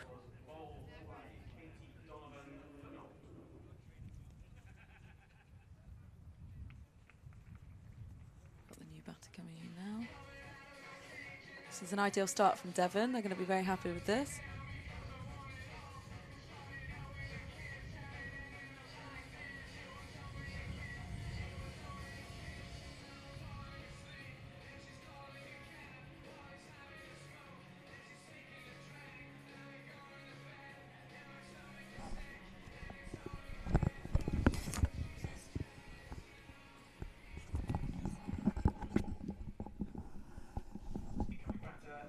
Proctor. She bowled really well this morning, actually. She? Yeah, and she played quite well as well, batted quite well. Yeah, off spinner. She bowled quite well early in this game, doors, but their last over, unfortunately, she bowled. Yeah. She just almost like she got a little bit nervous. Yeah, a bit of a confidence knock, I think, where she was taken off. Yeah. Before the last over. Whoosh. Touch wider, but that is some A little good bit pace. A little bit generous from the umpire, I think, but I think that's actually a good over there from That Katie. was a maiden. And Wicket maiden. Cornwall are going to be feeling the pressure here a little bit. 13 for 2. It's all going to be how well they respond to this kind of pressure, and how experience or level-headedness can be the winner here. I think Caitlin is probably thinking in her head she needs to bat the whole 20 overs. And hopefully, you know, she's had a winter away playing cricket, so hopefully she's feeling confident in herself. Definitely. From what I can gather, she did hit some runs out there, so hopefully she's in good nick. Devon are packing the cover area. They've got 2 extra covers by the looks. Yeah, 1 deep. Got a new bowler, Erin. Oh, it's a wide. Good take. It's really good hands there by the keeper. Just started her line a little bit too wide there. Keeper's Amelie Monday. She's actually originally from Middlesex, at University at Exeter Uni. So she's transferred over to Devon for her time at Exeter. It's a better line, starting just outside off. She's on the Storm Academy as well. I played alongside her for the MCC. Hits a very long ball. Yeah. She likes to attack the power play. Short and just worked off her hip there Worked. to mid-wicket for 1 for to the right. Caitlin. To the right of mid-wicket. It's good rotation, isn't it? Because they've obviously got Devon have got a specific plan there with 2 extra covers, looks like. They know she likes to drive. Yeah. And so that's well done for Caitlin, working the ball just into the leg side for 1. Square legs out. We've got safety on both sides. And again, there's a Another. single there if they're going. Ooh, It's good running. good running. This is good from Cornwall. This is what we need. Ease a little bit of pressure. Let's make Devon sort of think where they're going. And just ease a little bit of pressure off the batters here for Cornwall. Yeah. It's a bit wider. They've appealed for the catch behind. Not quite sure why that wasn't a wide then. No. But Umpire didn't budge. Either no. way. What umpires have we got out there today, Emma? Do we know?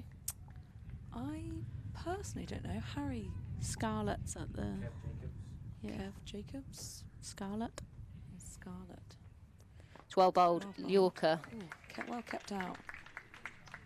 Caitlin's played that very well.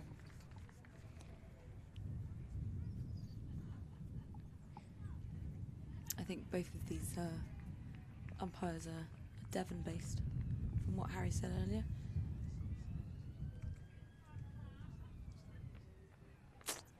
Leg side wide. Just drifting down. She's a very good young umpire, Scarlet. She, Yeah. do you know how old? I'm not sure exactly. I know she's in the Somerset pathway, but I'm not sure her exact age. It's nice to see a young female umpire. Very good to see. And I think Anna Harris has been kind of just so good for the game with regards to younger umpires. 'Cause Yeah. she's been amazing on international level, domestic, etc. She looks like she's got a busy summer ahead. One more over.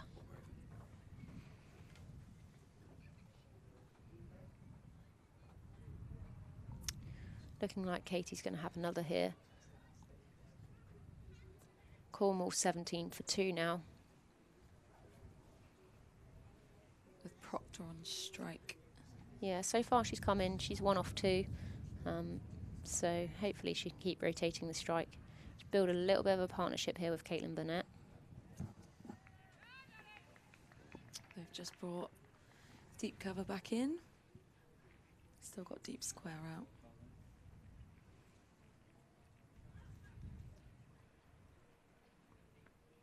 Oh, well bowled.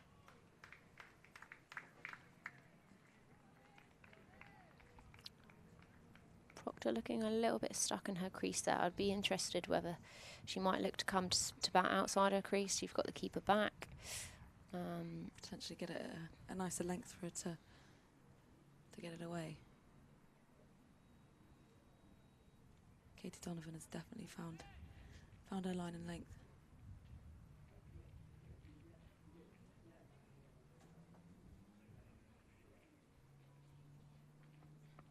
Ooh, full of ball. It's well run by Caitlin Burnett.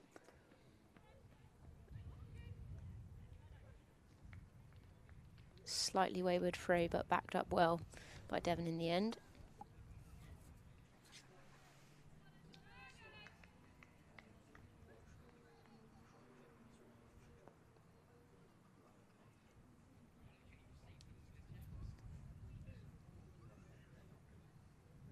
Interesting to see what Caitlin decides to do.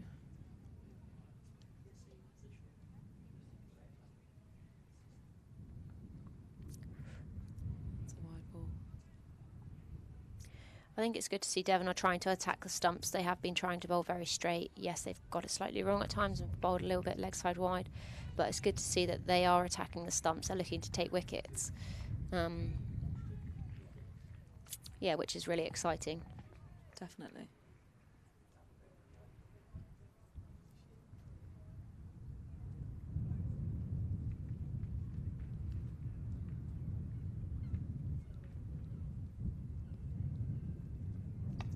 It's full of ball.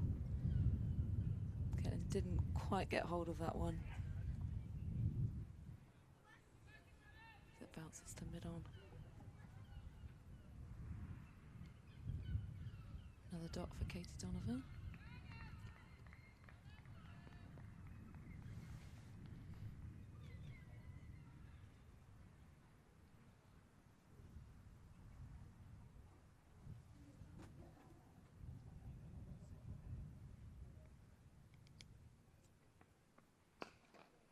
It's well bowled. Looking for a Yorker again, I think there. Caitlin Burnett's tried to hit it just through the extra cover gap. Couldn't quite get it through. No, made good contact. Sounded lovely, but was hit straight to Steph. Mid off. But good areas from Katie. Bowl into a field.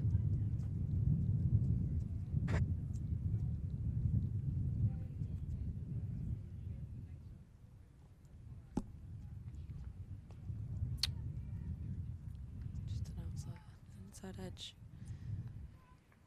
Down to fine leg. 1 ball left in the over. Cornwall 20 for 2. And this will be the last ball in the power play. Be interesting to see how many fielders Devon choose to have out when they can have 4, or are they going to stay on the attack?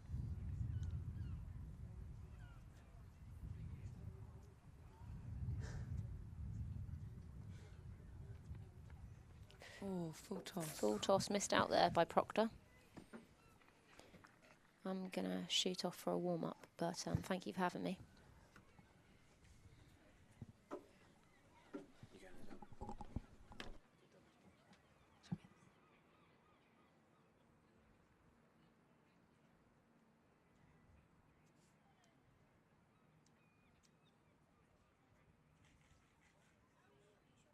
Yeah, my name's Harry Everett. I'm back here at the Cooper Associates County Ground. We've got a bit of a double change up in the comm box. Emma's going to stay with me. And I'm delighted to be joined by a former teammate of mine, now Western Storm cricket coach, Jack Bradbury. Thanks for joining us, Jack. What's your thoughts so far on the day? Been a really good day, Harry. Like, nice to see the girls out there. Good morning down at Taunton Vale, and then excited to see this progress this afternoon and this evening. Lovely. Flick off the legs for at least 2. Can they push for 3 at the big expanse of the Cooper Associates County Ground? They're thinking about it. Ooh, no, fair enough. Good throw, good bit of work. Devon have fielded well so far. I think quite happy with how Devon have fielded. Definitely, they've been really tight in on the ring, stopping those singles.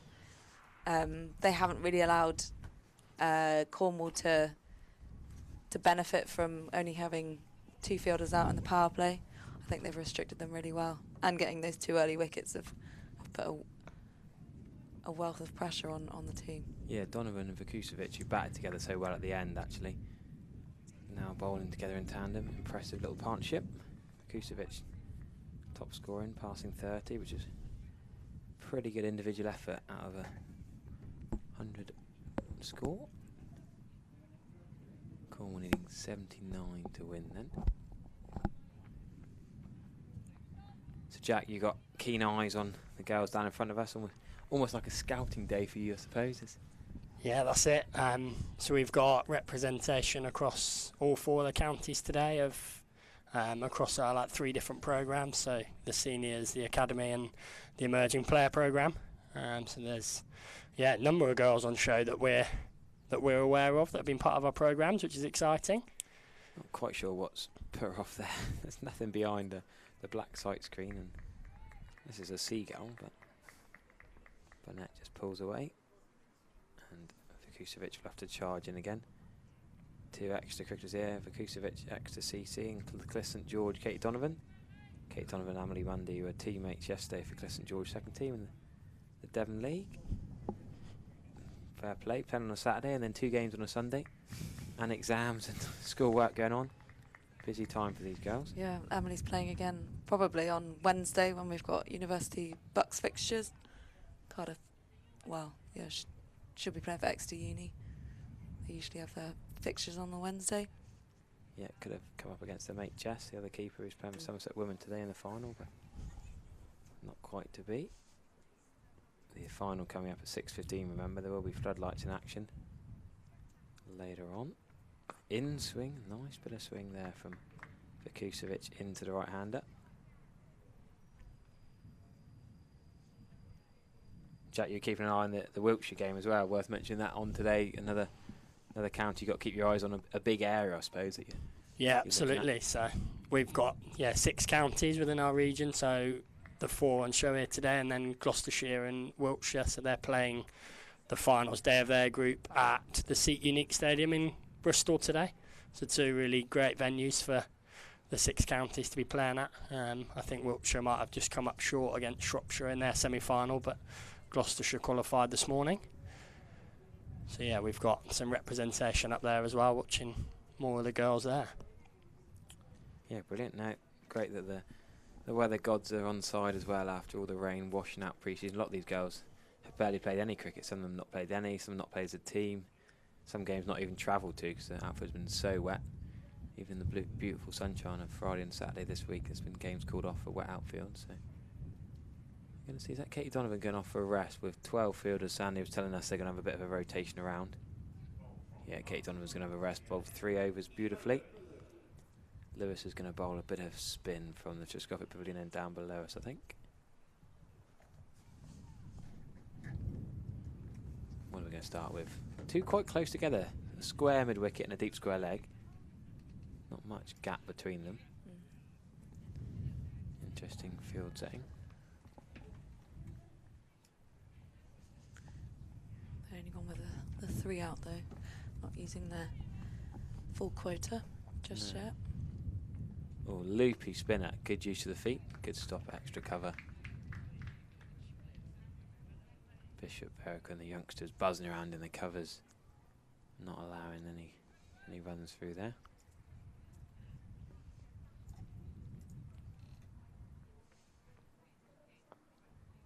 Lovely flighted spinner like that. Nice F and G on a spot. Beautiful from Lewis. 4 overs for 18 in the early semi-final. Second most economic of all the Devon bowlers used. Oh, that's not so good.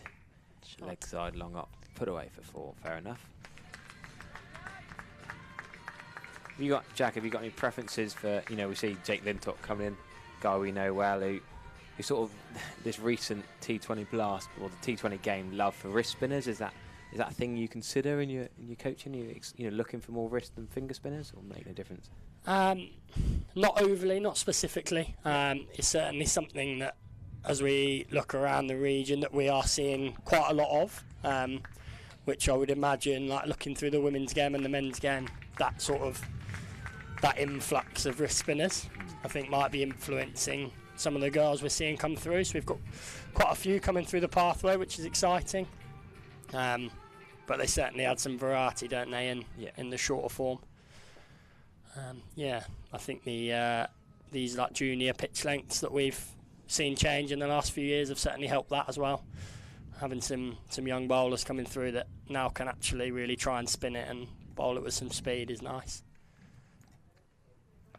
Sure, to outside the off stump, just dab for 1. Should make it. Ooh, yep. Just Good run in there. Emily Mundy whipping the bails off, but that was over the line already in.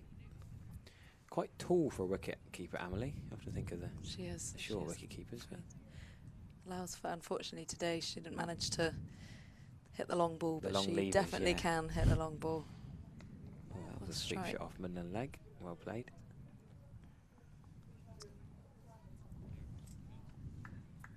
And a maiden first-class 100 for Casey Aldridge in the Somerset game up at Lancashire. we talk about, had a bit of a laugh at Dane Villas and Bell, who's one of the tiniest wicketkeepers there is, having a little bowl. Coming into a bit of a fast school draw, but good on Casey Aldridge to get his first-class 100. Well-deserved, proper batter, scored that crucial 50 against Jimmy Anderson and co. here a couple of weeks ago. County Championship games across the country coming to a few draws after rain on Thursday, Friday, but coming to a close this afternoon, and then even more eyes will be on this live stream once the other county streams are finished in an hour or two's time. They'll be probably shaking hands in 7 minutes' time up at Old Trafford, I'm sure. They won't play past 10 to 5. So Vukusovic is going to continue her third over, just trying to work out the extra cover and the cover. It's almost like 2 extra covers, actually. Catching, well, almost a short extra cover, an extra cover on the ring, and a deep cover. They're going to have a third one? Surely not. No, I reckon they've done you here, Harry. That's a change of bowling, mate. That is Perkins, Holly Perkins for a while. Holly Perkins. I did my level 2 coaching course with her in Devon a couple of years ago. I think she was ex-university student as well. She is, yeah. She is a second year, I believe. That's it, yeah. Yeah, I see. Plays down in South Devon, am I right? Yeah, down at Paynton, I believe. It, yeah. You was a P. I was going to go Paynton or Plimpton, one of the P's. Yeah. Holly Perkins with right arm seam into the right hander of Proctor. Yeah, Holly probably got me out in some of the indoor games when we do your coaching courses. You have to do all these little indoor games, and I always end up making a fool of myself. I'd imagine there's a few that can claim that. Yeah, absolutely. Yeah, you'd probably be one of them. Probably just that's definitely not clipped up. I'm sure there was no camera on the level 2 course to embarrass me.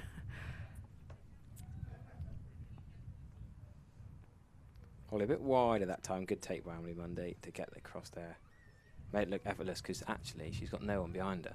No. There's a sort of a backward square leg, but there's backward square leg and a backward point really. There's no one really at fine leg or third man, so done well there to save what would have been 4 byes really, or 4 wides, 5 byes even. 6 extras, not as many as the 14 in the Cornish innings yet, but we talked about the first, I think it was the first 12 overs I made it. There's only 1 extra, and then the Cornish, the fielding was okay, but the bowling went a bit ragged towards the end. Gave Devon a sniff to get to that 3-figure total. Just a psychological difference of, 99 to 100 is only 1 run, but it almost feels like it's a couple of runs. Just a chase of 3 figures. Well bowled, Holly, beautiful there, Yorker. Well dug out. Yeah, well played. Good cricket all round. So Katie Donovan, who got the last wicket, went off the field. She'd be the 12th player well, she's not fielding currently, so interesting to see when she comes back, when you'd expect her to bowl her 4th over. Yes, definitely. Especially with a wicket maiden in her overs. Good bit of fielding. I think the Devon fielding has been better than the Cornish fielding, actually. That could be pivotal in this match. Definitely. Cornwall in a much better position, 37 for 2 after nearly 9 overs, but long way to go. Pressure of the chase.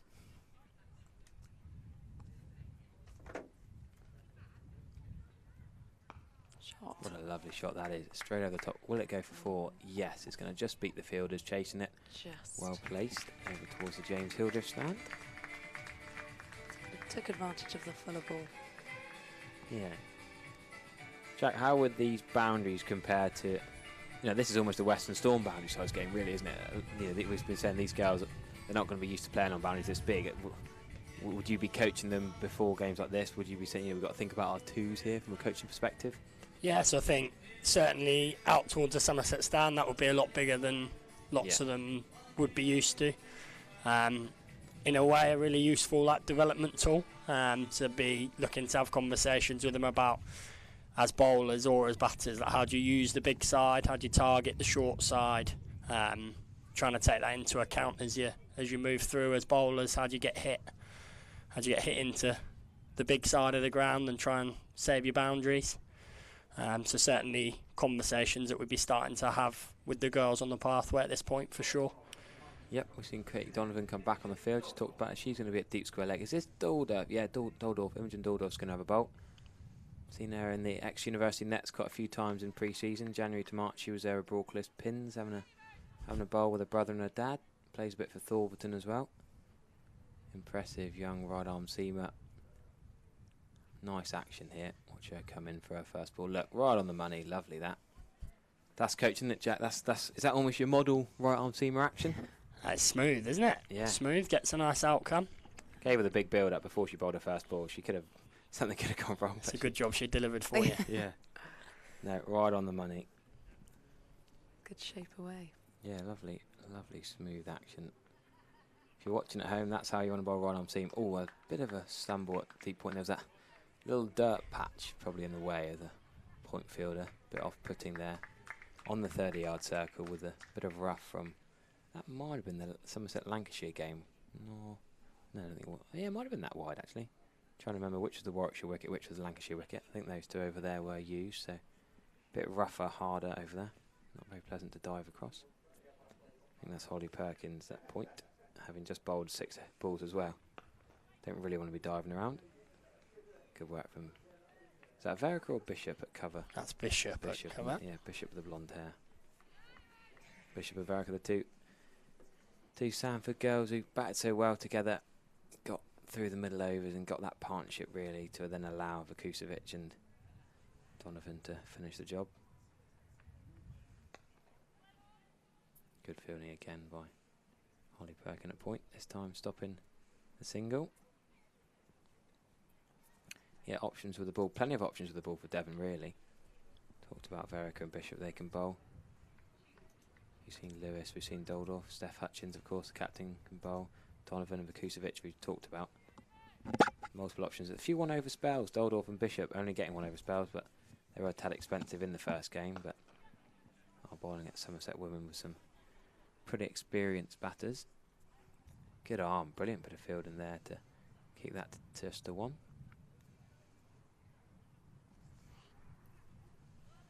Daldorf still shining the ball up. She's been trained well, trying to get a bit of shine on that white ball. She's swinging it. She is. Proctor, who had a bit of trouble with the ball herself bowling, but now a chance to get some runs with the bat. No foot movement there. No. Gets away that I thought that would have been a wide, to be honest with you. I think she did too. Proctor's not best pleased that Kev Jacobson stretched his arms out. Daldorf gets a cap and is trying to work out where she's wanted. Halfway through, 44 for 2. You've got to say the Wasp or the Winviz, the Viz. Go on, Jack, put it in the spot. Who's the favourite at this stage? This is pretty evenly poised. Yeah. This is a proper fencer, this one, I think. It's a cop out now. That is a cop-out, yeah, absolutely. Very, very diplomatic of you. Yeah, that's my stance today. No, but is that because you're a Western Storm, you're neutral? My neutral hat on. If it was Wiltshire, Shropshire, you'd be completely different. No, I think this is evenly poised the way we've seen the game go. It's not looked, as much as the wicket looks good, like, it's not looked easy to score. Batters have struggled to score at much of a rate, so 57 off the last 10 could be close. A couple of wickets may be needed though. These two go long into the second half, then you'd probably put Cornwall in charge. So it is Holly Perkins going to continue. 2 right-arm seamers bowling in tandem. Good throws. I've been really impressed by the throws, top of the stumps. Some of the Cornish throws were not necessarily wild, but just not as quick getting to the ball, not thrown to the top of the stumps. And fielding does win you T20 cricket. Not just catches win matches, but stopping twos and a bit of intent and buzz. Bishop's quite close at mid-wicket. There she is. She heard me say that. Sprinting into there on the ball. I think that's the main difference between Cornwall and Devon in the field. Devon have just seen a lot more up for it. They've been moving, like you say, buzzing, been wanting to stop those twos and those. And also in the right positions, aren't they? I mean, that was a good shot. It was almost a half volley from Holly Perkins, not quite on the leg stump, but driven out well, and the fielder was right in the spot to stop the 4, save 3 runs. Yeah, and that definitely comes with bowlers knowing where they bowl and the field that are best for them. Fielders knowing where to go as well. I was getting frustrated yesterday in my game, having to tell that when I'm bowling, trying to tell the fielders every ball where they've got to go. Like, come on, you know it's a right left hand. Bit of common sense. Remember where you are. I shouldn't have to tell you where to go. Yeah. Yeah, it's not under 13s anymore. No, taking some ownership of, okay, here for this batter, here for that batter. And Devon seemed very switched on. Definitely. Yeah, it looks like. We can credit them now. Sandy's not up here in the box. We can credit the Devon team without the coach getting his ears too red. Yeah, I think Steph does well as captain to. Yeah. She looks like she knows her players and knows how they bowl.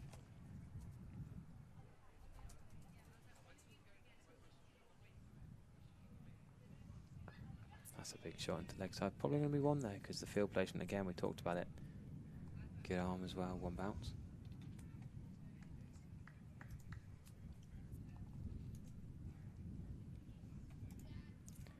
Steph, the slightly controversial Devon captain who was born in Romford, but we'll let her off. We won't be too harsh enough for that.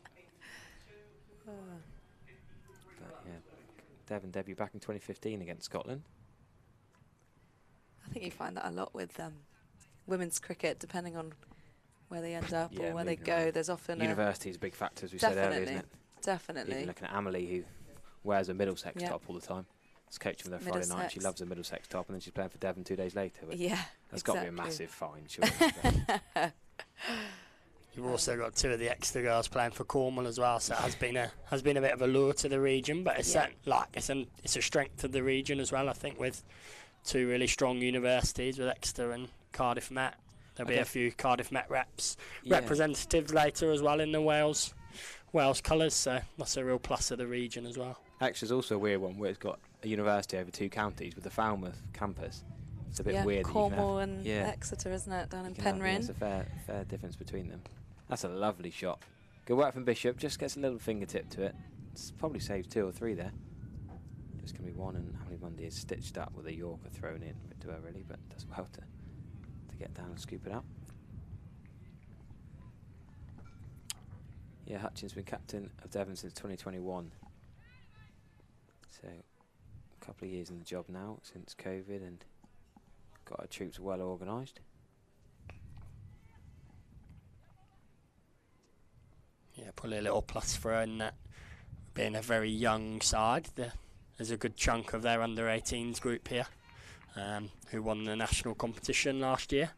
So there's probably, I would think there's probably 6 or 7 of that team here, so they played a lot of cricket together. Does Steph coach the under-18s as well, so she has a good understanding of exactly their strengths? Yeah, absolutely. Yeah, gets to work with them throughout the year as a coach, and then when she gets these playing opportunities as well, which must help no end, I'm sure. Yeah, and a few chance of with Western Storm back in 2021. But focusing on Devon now to clinch this bronze medal match. Ooh, lack of foot movement, but managed to spoon it down to Holly Perkins at point. Form good arm, look at that. Fired that in. Still swinging this ball, isn't it? Yeah, say the white ball didn't swing for very long. No, well, we talked about Imogen. Every ball she's wiping it on a right quad, not particularly vociferously, but just enough to get that little bit of shine. Her dad's a proper cricket badger, so I can see them in the garden. It's innate. Family Doldorf just loves cricket. On the badger scale, more or less than you? Oh, less than me. Okay. I was going to say, surely there's no no. I would worry. Competition there for I would Harry. worry if anyone went above and beyond, but you've got to check these things. You know, He's still got the top spot. When I first played you at 13 batters, I didn't know what cricket was, so I'm making up for it in my 20s. Right, Holly Perkins is probably going to continue. No, okay. Steps back on. I thought she bowled well. I think that's a bit... Well, 2 overs for 11. You don't really argue with that, but... Trying to find a wicket here, I think. Yeah, captain's going to go. These two look like... Well, it feels like a partnership they need to break here. Little change of pace. Right arm off breaks then from the captain. With a field straight away, they know where they've got to go. Brilliant to see. No faffing around. Good from Donovan, buzzing in from point, hunting around, stopping those ones.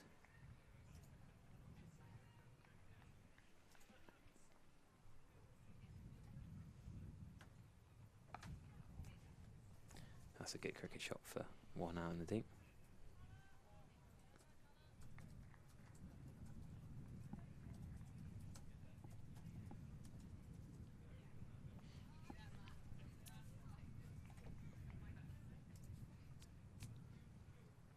Oh, I thought she was going to go and ball the leggy then.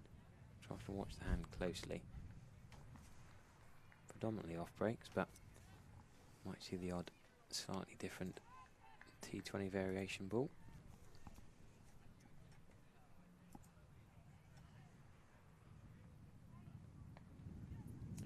Bit early on that one, but Bishop's going to keep it to 1 run. For those of you watching the comedy of the last couple of hours up at Old Trafford, we have shaken hands now, I think. 4:50 gone by, so well batted Case Shoulders and James Root, and another draw for Somerset and another draw for Lancashire. County Championship games coming to a close. Ready for the women's final here, of course. Nice little work off the legs for a 1. They've got a good partnership going on here. They've rebuilt well. This is going to be Devon's challenge to try and break this, to unsettle that partnership.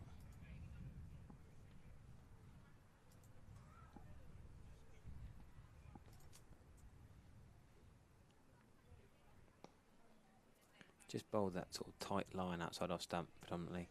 A couple of slightly shorter balls, but that's a good over that. 3 overs for 10 for Hutchins, the skipper. She's got 1 more available. Donovan's got 1 more available. Imogen Doldorf's got a couple available. Will she? Nah, Donovan looks like she's come to the bowling mark. Now, I think Donovan's like your strike bowler here. I think this is a big call when to bowl Donovan. 7 overs remaining. Like Jack said a minute ago, this is the wicket, the breakthrough required. Yeah, is she more comfortable now than potentially at the death? That's another... I guess the other thought is it might not get to the death. True. If you don't take a wicket in a couple of overs, Cornwall could win this with an over to spare, so maybe they... Want to make the impact now. Yeah, go for the hunt. I like that. Big call from Captain Steph, who's ambitiously got sunglasses on. And yesterday was a sunglasses day, but I don't think today is. No. You got your sunglasses on, haven't you, brothers? Yep. You all set? Taunton Vale was delightful this morning. Yeah, actually it was, wasn't it? Blue sky. Dropped in temperature slightly out there, so I'm enjoying some inside time. We'll put the aircon on, but yeah. Your fair skin, you get burnt out there if it's sunny, I suppose. Correct. To look after you. Yeah. Right, mid off and mid on in the ring. That's a cracking straight drive. Oh, nearly got there. Right, I think that's my shot of the day. I'm going to put my neck out there and say that is the best shot we've seen at the Cooper Associates County Ground so far today. Well timed. Mid on was only a foot away from stopping that. But unlucky Donovan, because that wasn't a terrible ball, just slightly over-pitched a half volley. This is the risk, I think, with the move. Like, you see it a lot, don't you, that you go back to pace to try and find your wicket, but lots of batters are more comfortable with pace on the ball than pace off it. Yeah. So this will be interesting. That's a good shot, that. Burnett now with the top score of the match, 33 not out, surpassing Vukucevic in the first innings. Oh, that's a late cut attempted. Yeah, Donovan's your trump card. It's like you're bringing your Jofra Archer back early. You need a wicket. Wow, we've seen in the women's game, we've seen Brunt and Shrubsole. You know, when do you bring them back in the ODI games? Or, you know, when do you turn to your experienced quick seamer? Donovan, exciting quick. Played a lot of cricket in recent years. Very talented brother. Also plays for St George. You absolutely wax it. Don't stand at short extra cover to her brother. But Bishop's at extra cover with Donovan bowling now. And she's going to try to stop one. No, she's not going to win the game there. Short ball, put away. That is the shortest boundary on the ground. It's probably, what, 55 yards? Not even that, I don't reckon. Funny angle, isn't it? 25 yards, I reckon 45, 50 probably. It's that funny sort of slanted rhombus shape, if you want It to is. get all mathematicians on it.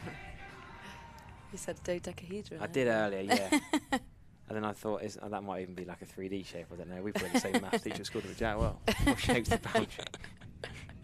If you go past triangle and circle, I'm struggling. It's not a circle. We'll tell you that. I'll have a word with the groundsman later on and say, what's going on here? Cool. I think they just run out of temp pegs to keep the rope down. There are two fielders back. One at sort of deep fine and one at deep square. No appeal there from Donovan. Honest cricketer. Hit the pad, but nowhere near leg stump. Holly Perkins drops in and picks it up.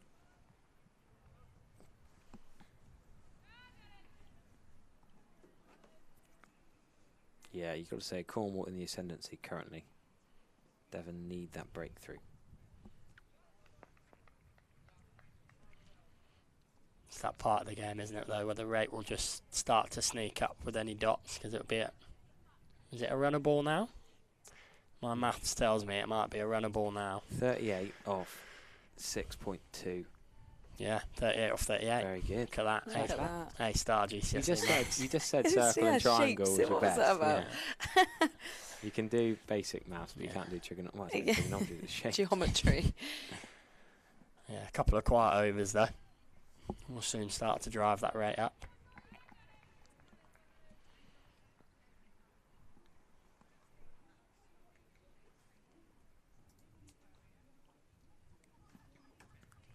Interesting, there's sort of two at mid-wicket in the ring. One's straight, one's more square. Ooh, a defensive shot, that's a rarity. Genuine defensive shot with it. See, I think that's, I don't want to be too critical here, but with no one behind point on the offside, I feel like Proctor could have just opened the face there and just deliberate edge that down. Is it a bit of game awareness? One ball left in the match. Strike bowler. See her off. Well bowled, Donovan. 4 overs, 1 maiden, 2 for 17. That straight drive for 4 shot the day. Slightly ruined the figure. She was unlucky, really, because the fielder was only literally half a foot away from stopping her mid-on. Yeah. One step to their left, and they would have been. Or even being Donovan's height, she probably could have just reached it. Slightly shorter field, didn't have the stretch. Longer limbs. Yeah. Right, we'll see another change. Ellie Bishop's going to have a bowl. The blonde locks, the blonde bob of Ellie Bishop. Unmistakable when she removes her cap. She's going to come and bowl. What I'm over. What have we seen here? A bit of tinkering with the fine leg field is going to come up right almost 45, but a square 45, almost backwards square leg. Bishop with a wide off spinner. Just the one run. Bishop and Verica, those handy cricketers who can both bowl, both bat, both field. Good mates. They always come as a pair. You know, you think of, I don't know, Trott and Bell or Brunt and Shrubsole. Think of Verica and Bishop in this Devon girls side. That's full. Well bowled. Good flight.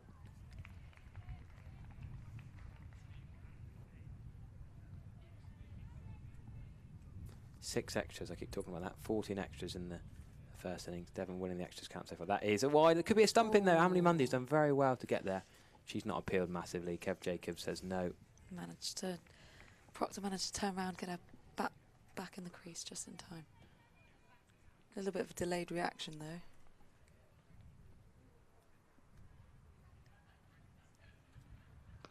Shot.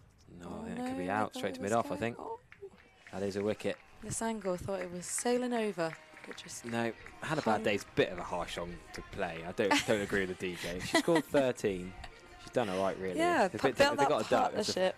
Fair song. No, big partnership that. The second wicket fell at 13, so they put on 53. Quick maths. 53 for the third wicket. There you go, I'm beating Jackie on the maths count. 53 for the third wicket. Massive partnership, really, in the scheme of the game. Doesn't sound massive, but in a T20, that could be match winning for Cornwall, but she's not quite gotten over the line here. Devon, look at that team huddle. That's a good team picture. Where's Harry Trump, the photographer? He'll have the earpiece in wherever he is. He'll have the picture. He never misses, does he? No. The rumour. He always gets the week. picture. No pictures from him next week. Yeah, he'll get a good... Look at that. Long team talk as well. I do like a circle. Little huddle. Meanwhile, umpire Kev Jacobs and Scarlett Hale having a little chat. They'll be trying to work out. I wonder who they think's going to win this game. Kev Jacobs looks like he's doing swimming signals. I don't know what he's up to. Good character in the game. Right, Emily Mundy's getting back in a position. She, I wouldn't say missed the stumping, but had a chance the ball before. Very wide delivery. But now Richards comes into bat for Cornwall.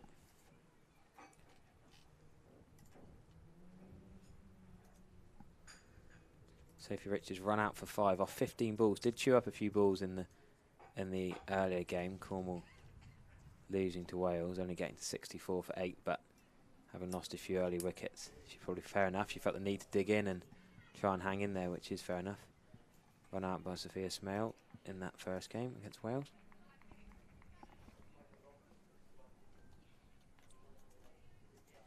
Pretty much the same order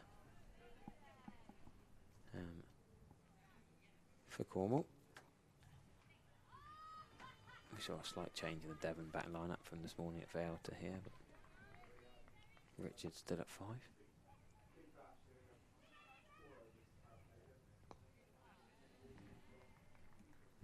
The scorer's box, Bridgewater scorer chaps talking about the Big Bash. I'm not quite sure what the relevance of the Big Bash and 4 over power play and the X Factor and all that has got to do with the game in front of us, but fair enough.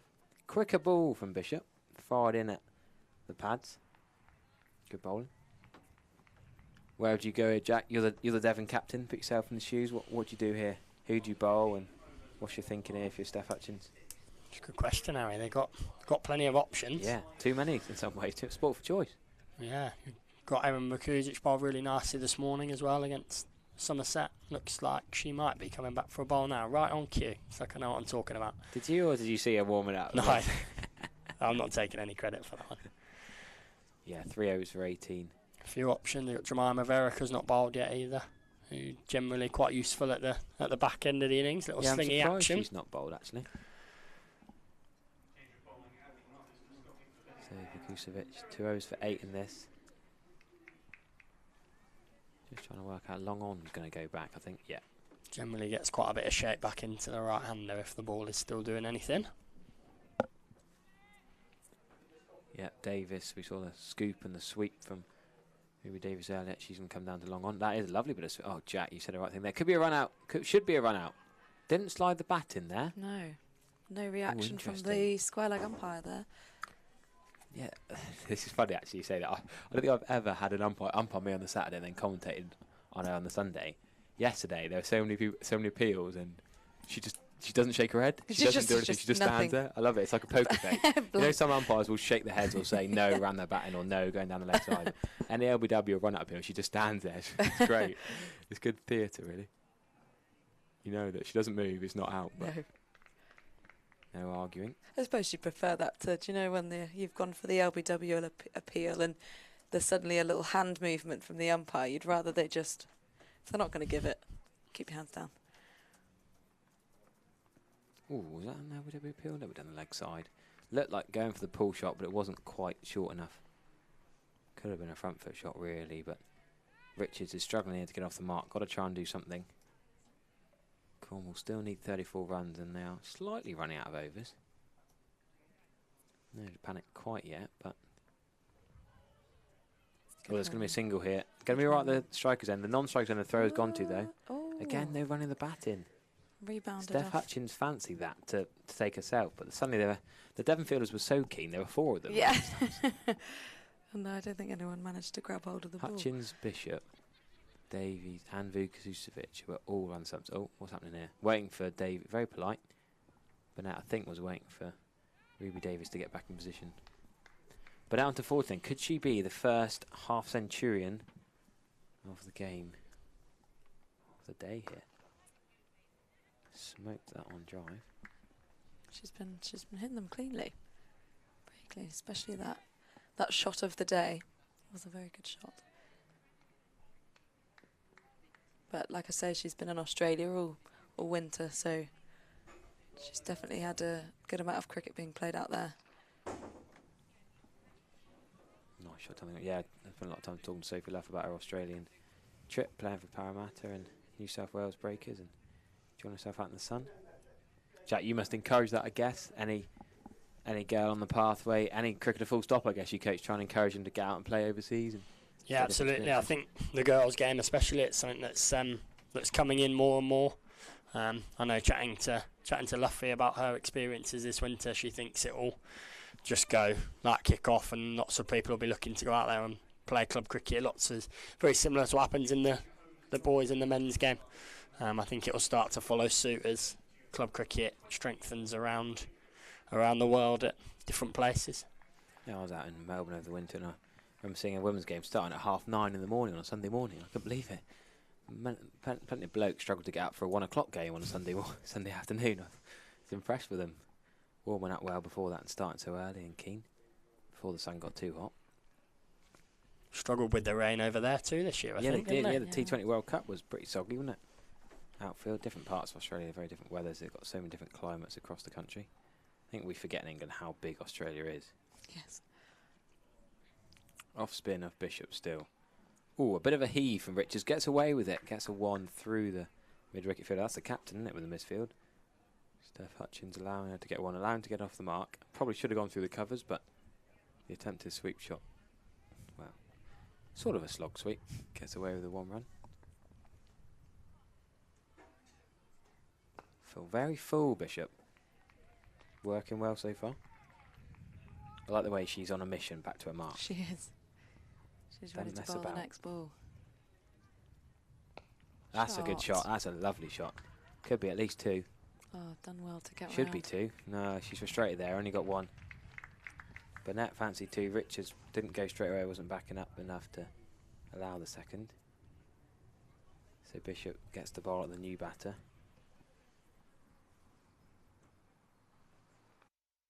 There's going to be runs here. At least 2 here. Donovan's going to chase down to third. Burnett's already back for 2. Don't think she had a choice in that matter with Caitlin already down the other end. Yeah. She had to go.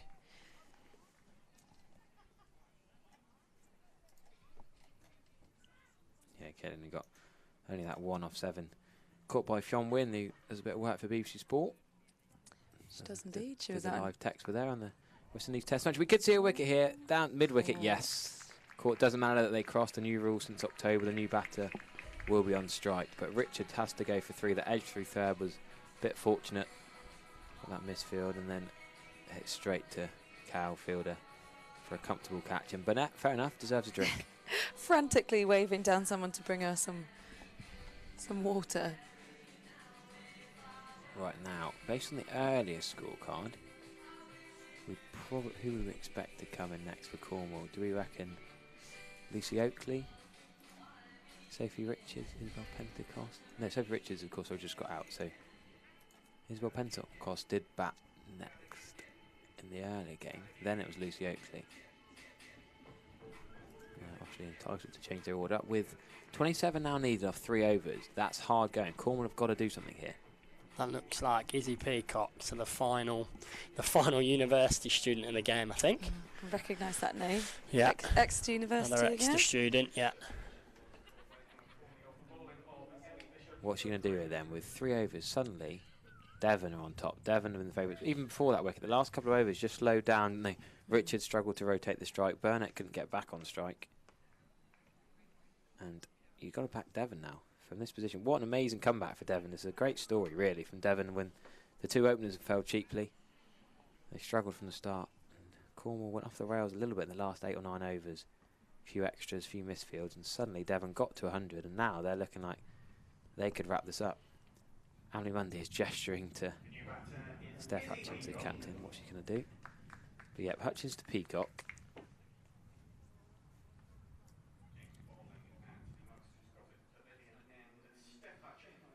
Don't think Peacock batted in the early game.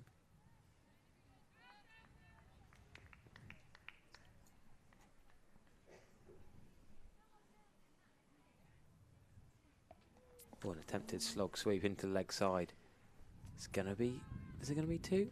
Just the one. No, just the one. Becca Halliday has got a very good throw out on that boundary. She's been excellent out there. No, this is big for the game. This over, I think, is going to probably decide make or what break. happens. Yeah, make or break, exactly.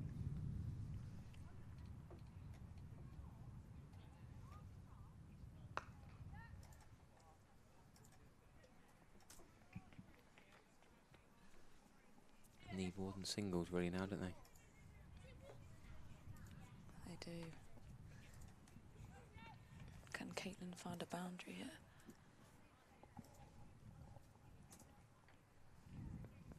The pressure on the set batter probably. Use the feet. Lovely shot down the ground. I mean, it could have been a caught ball chance really, but it's going to be too harsh. It's a lovely shot. Make it? It's going to be 2. Well Great bit of stopped. fielding. That is awesome fielding. Ruby Davies down below. Cracking dive, stop. Save 2. Absolutely crucial, that.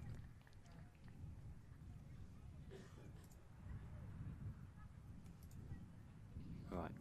2 runs there. Could well have been 4. That's massive.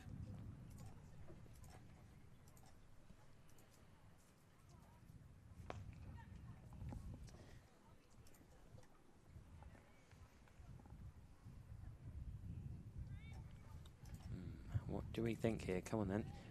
Are we going with Devon as the favourite? Surely here. If they can keep their composure and their fielding stays as it is now, which I can imagine it probably will, I think at this point they are the favourites. We've just got to see who's bowling those extra, well, those final few overs and how well they deal with that pressure. Yeah, it's pressure, isn't it? Pressure now. 21 off 2 is a really hard ask. You've got to back Devon from here. Definitely, definitely.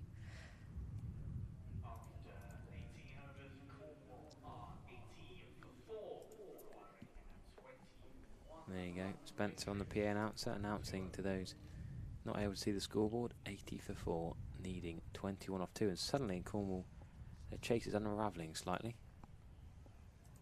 Yes.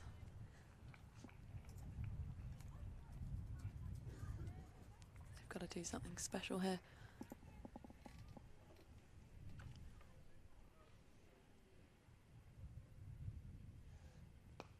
Oh, that could be a catch to mid off. Oh, unlucky just through the hands. It's going to go for 4 to add insult to injury as well. Oh, goodness. Just tipped it over the bar. Yeah, tricky-ish catch, backpedaling, jumping up. Could be pivotal, could be expensive. Peacock getting on to 6, the new batter. Bishop could have had long off back. No, she's going to keep mid off up in the ring.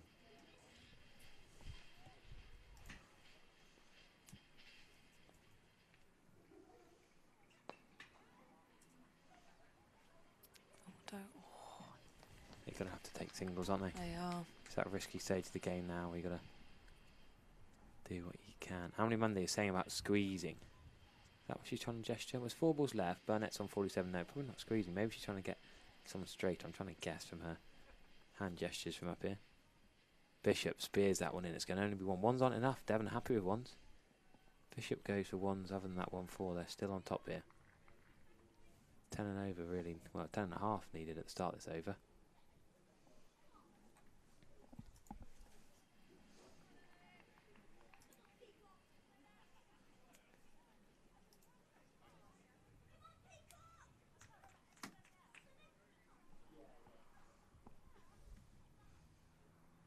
Oh, that's going to be a full toss. It's going to be plinked over the captain. What a grab. What a grab. Steph Hutchins, I thought it was over her head. Yeah. She didn't look like she moved very quickly. Look, she was almost treading water and suddenly stuck out her right hand.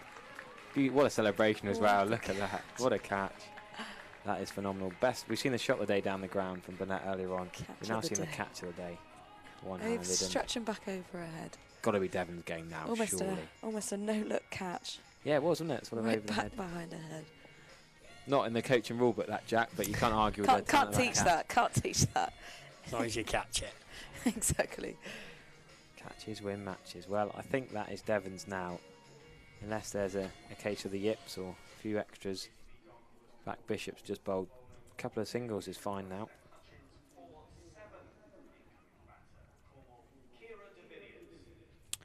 De Villiers here.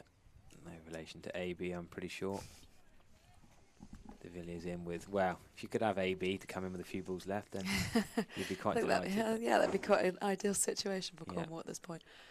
Well, to be fair, 16 off 13 with 2 boundaries in the early game, 123 strike rate. Actually, the best strike rate of the entire innings at the Vale.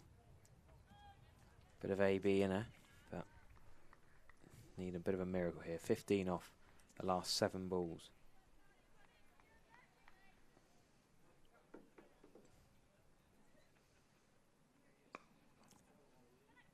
Oh, there's going to be a run out here. Surely an easy run out. Yes, well done from Bishop, actually.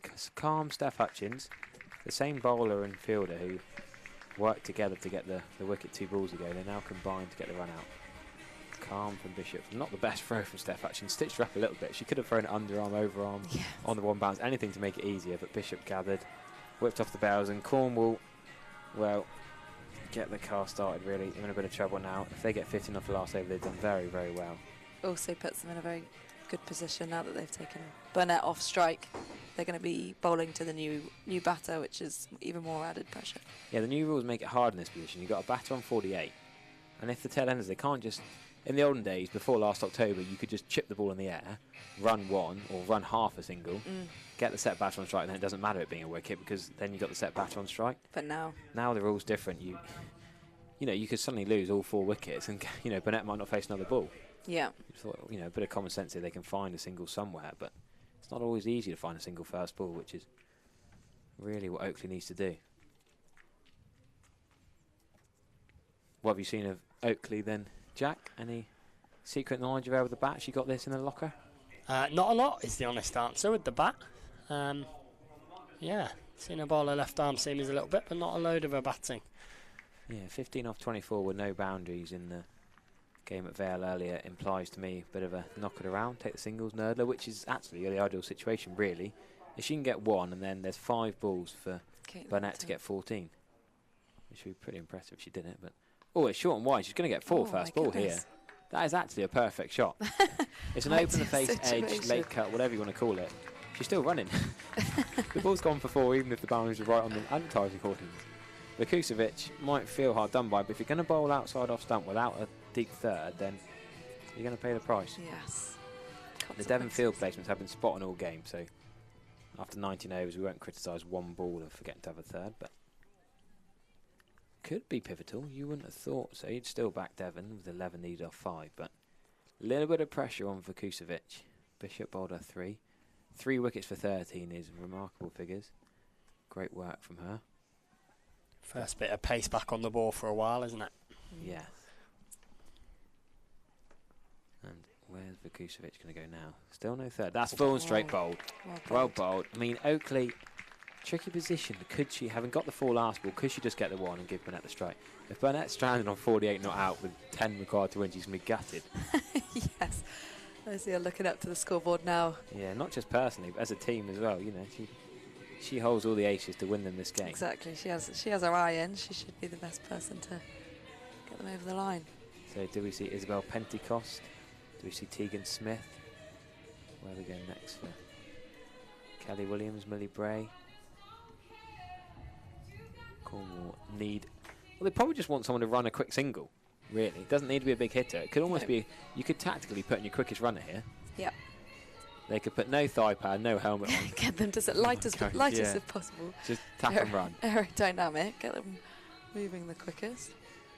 Anyway, Vukucevic has bowled well there to come back from that edge for 4. Happy with field setting, Jack? Yeah, looks pretty good defending the leg side. I think letting them have 1 at this stage, even though it gets Burnett back on strike, is still the right move. They could have 1 more on the boundary. They've only got 5 in the ring. Yeah, 4 back. Yeah, so that's all they can have. Yeah, 1, 2, 3. Yeah, that's right. But I guess it's the balance winning. You stop in boundaries, you stop in ones here. You probably just try and win the game. You're not worried too much about who's on strike. Hopefully who's on strike, you keep on strike, but equally you don't allow it to have a boundary. That third slightly worries me. The short third, I guess. If it's a fine edge, I still don't think she's quite getting there. No. I think that's probably the easiest way. If Vukucevic is going to go for... If I'm Smith, I'm thinking, how can I tickle this final to third for 4? There you go. She attempts to do it. Fair play. Well run, Caitlin Burnett back on strike. Oh, looking. Oh, she could have 2. She's going to get 2, so Burnett might not be back on strike. Oh, no. I mean, she's done the right thing for the team. She has. She could be the... Well, to be on 48 not out in the 18th over and not get to face another ball would be slightly rotten personally, but she'll be buzzing if they win the game. She won't mind at all. Exactly.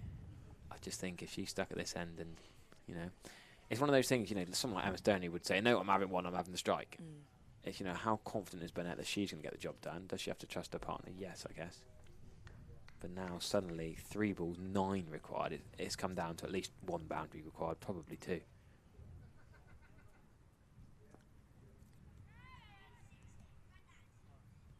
Right. Bit of pressure here. Good shot, beats the third fielder. It's going to be 4 runs. Brilliant shot from Smith, opening the face. That's all it needs, the pace of Vukucevic. See this, are Devon regretting this not going to a spinner? I mean, Bishop was bowling the other end, so couldn't suddenly swap ends. Emily Mundy's having a big chat with the bowler and Steph Hutchins, the captain. But I just think boundaries down the ground have been hard to come by all day. It's easier to edge a 4. She's gone back now. Gone back, yeah. Where's she coming from? Is that 2 4s late? I think they're going to lose one of the leg side ones. Deep square leg, I'd probably lose. Looks but like then, well, Donovan is at deep square leg, but that's quite short back. Yeah, they've listened to Donovan's me. in. Donovan's up in the ring. Does Smith go across and whip it leg side? Probably not. Even now, if she opens the face and plays it fine, it's still going to be 4. Because third's pretty wide. I was going to say, but get a tickle on the bat. We could see Vukucevic go straight at the poles here. What's she going to do? 2 balls left, 5 to win. What a game this has been. That is a good line, actually. Almost wide, not quite. Perfect line for the death, really.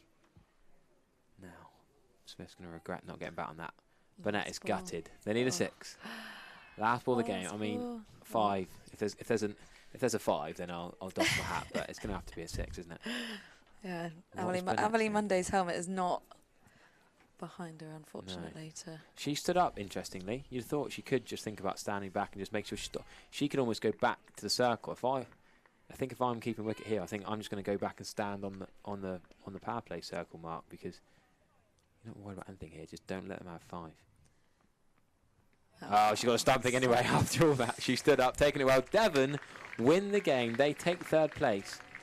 And Burnett is absolutely gutted. She stands on 48 not out, could not get on strike in the final over. And Devon, having scrambled to 100, do really, really well to defend it. 96 for 7, Cornwall finish. Great stumping by Emily Mundy at the end. Ellie Bishop bowled superbly, 3 for 13. And go on then, Jack, as a coach, what's your final thoughts on that game?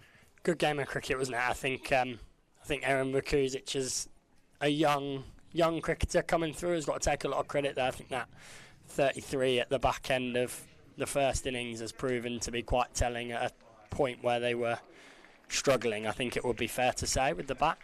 She turned it round a little bit for them, got them up to 100, and has then bowled 4 pretty reasonable overs in there as well. But yeah, good competitive game of cricket. Brilliant. Well, Harry Trump's going to get a few pictures of the 2 teams shaking hands.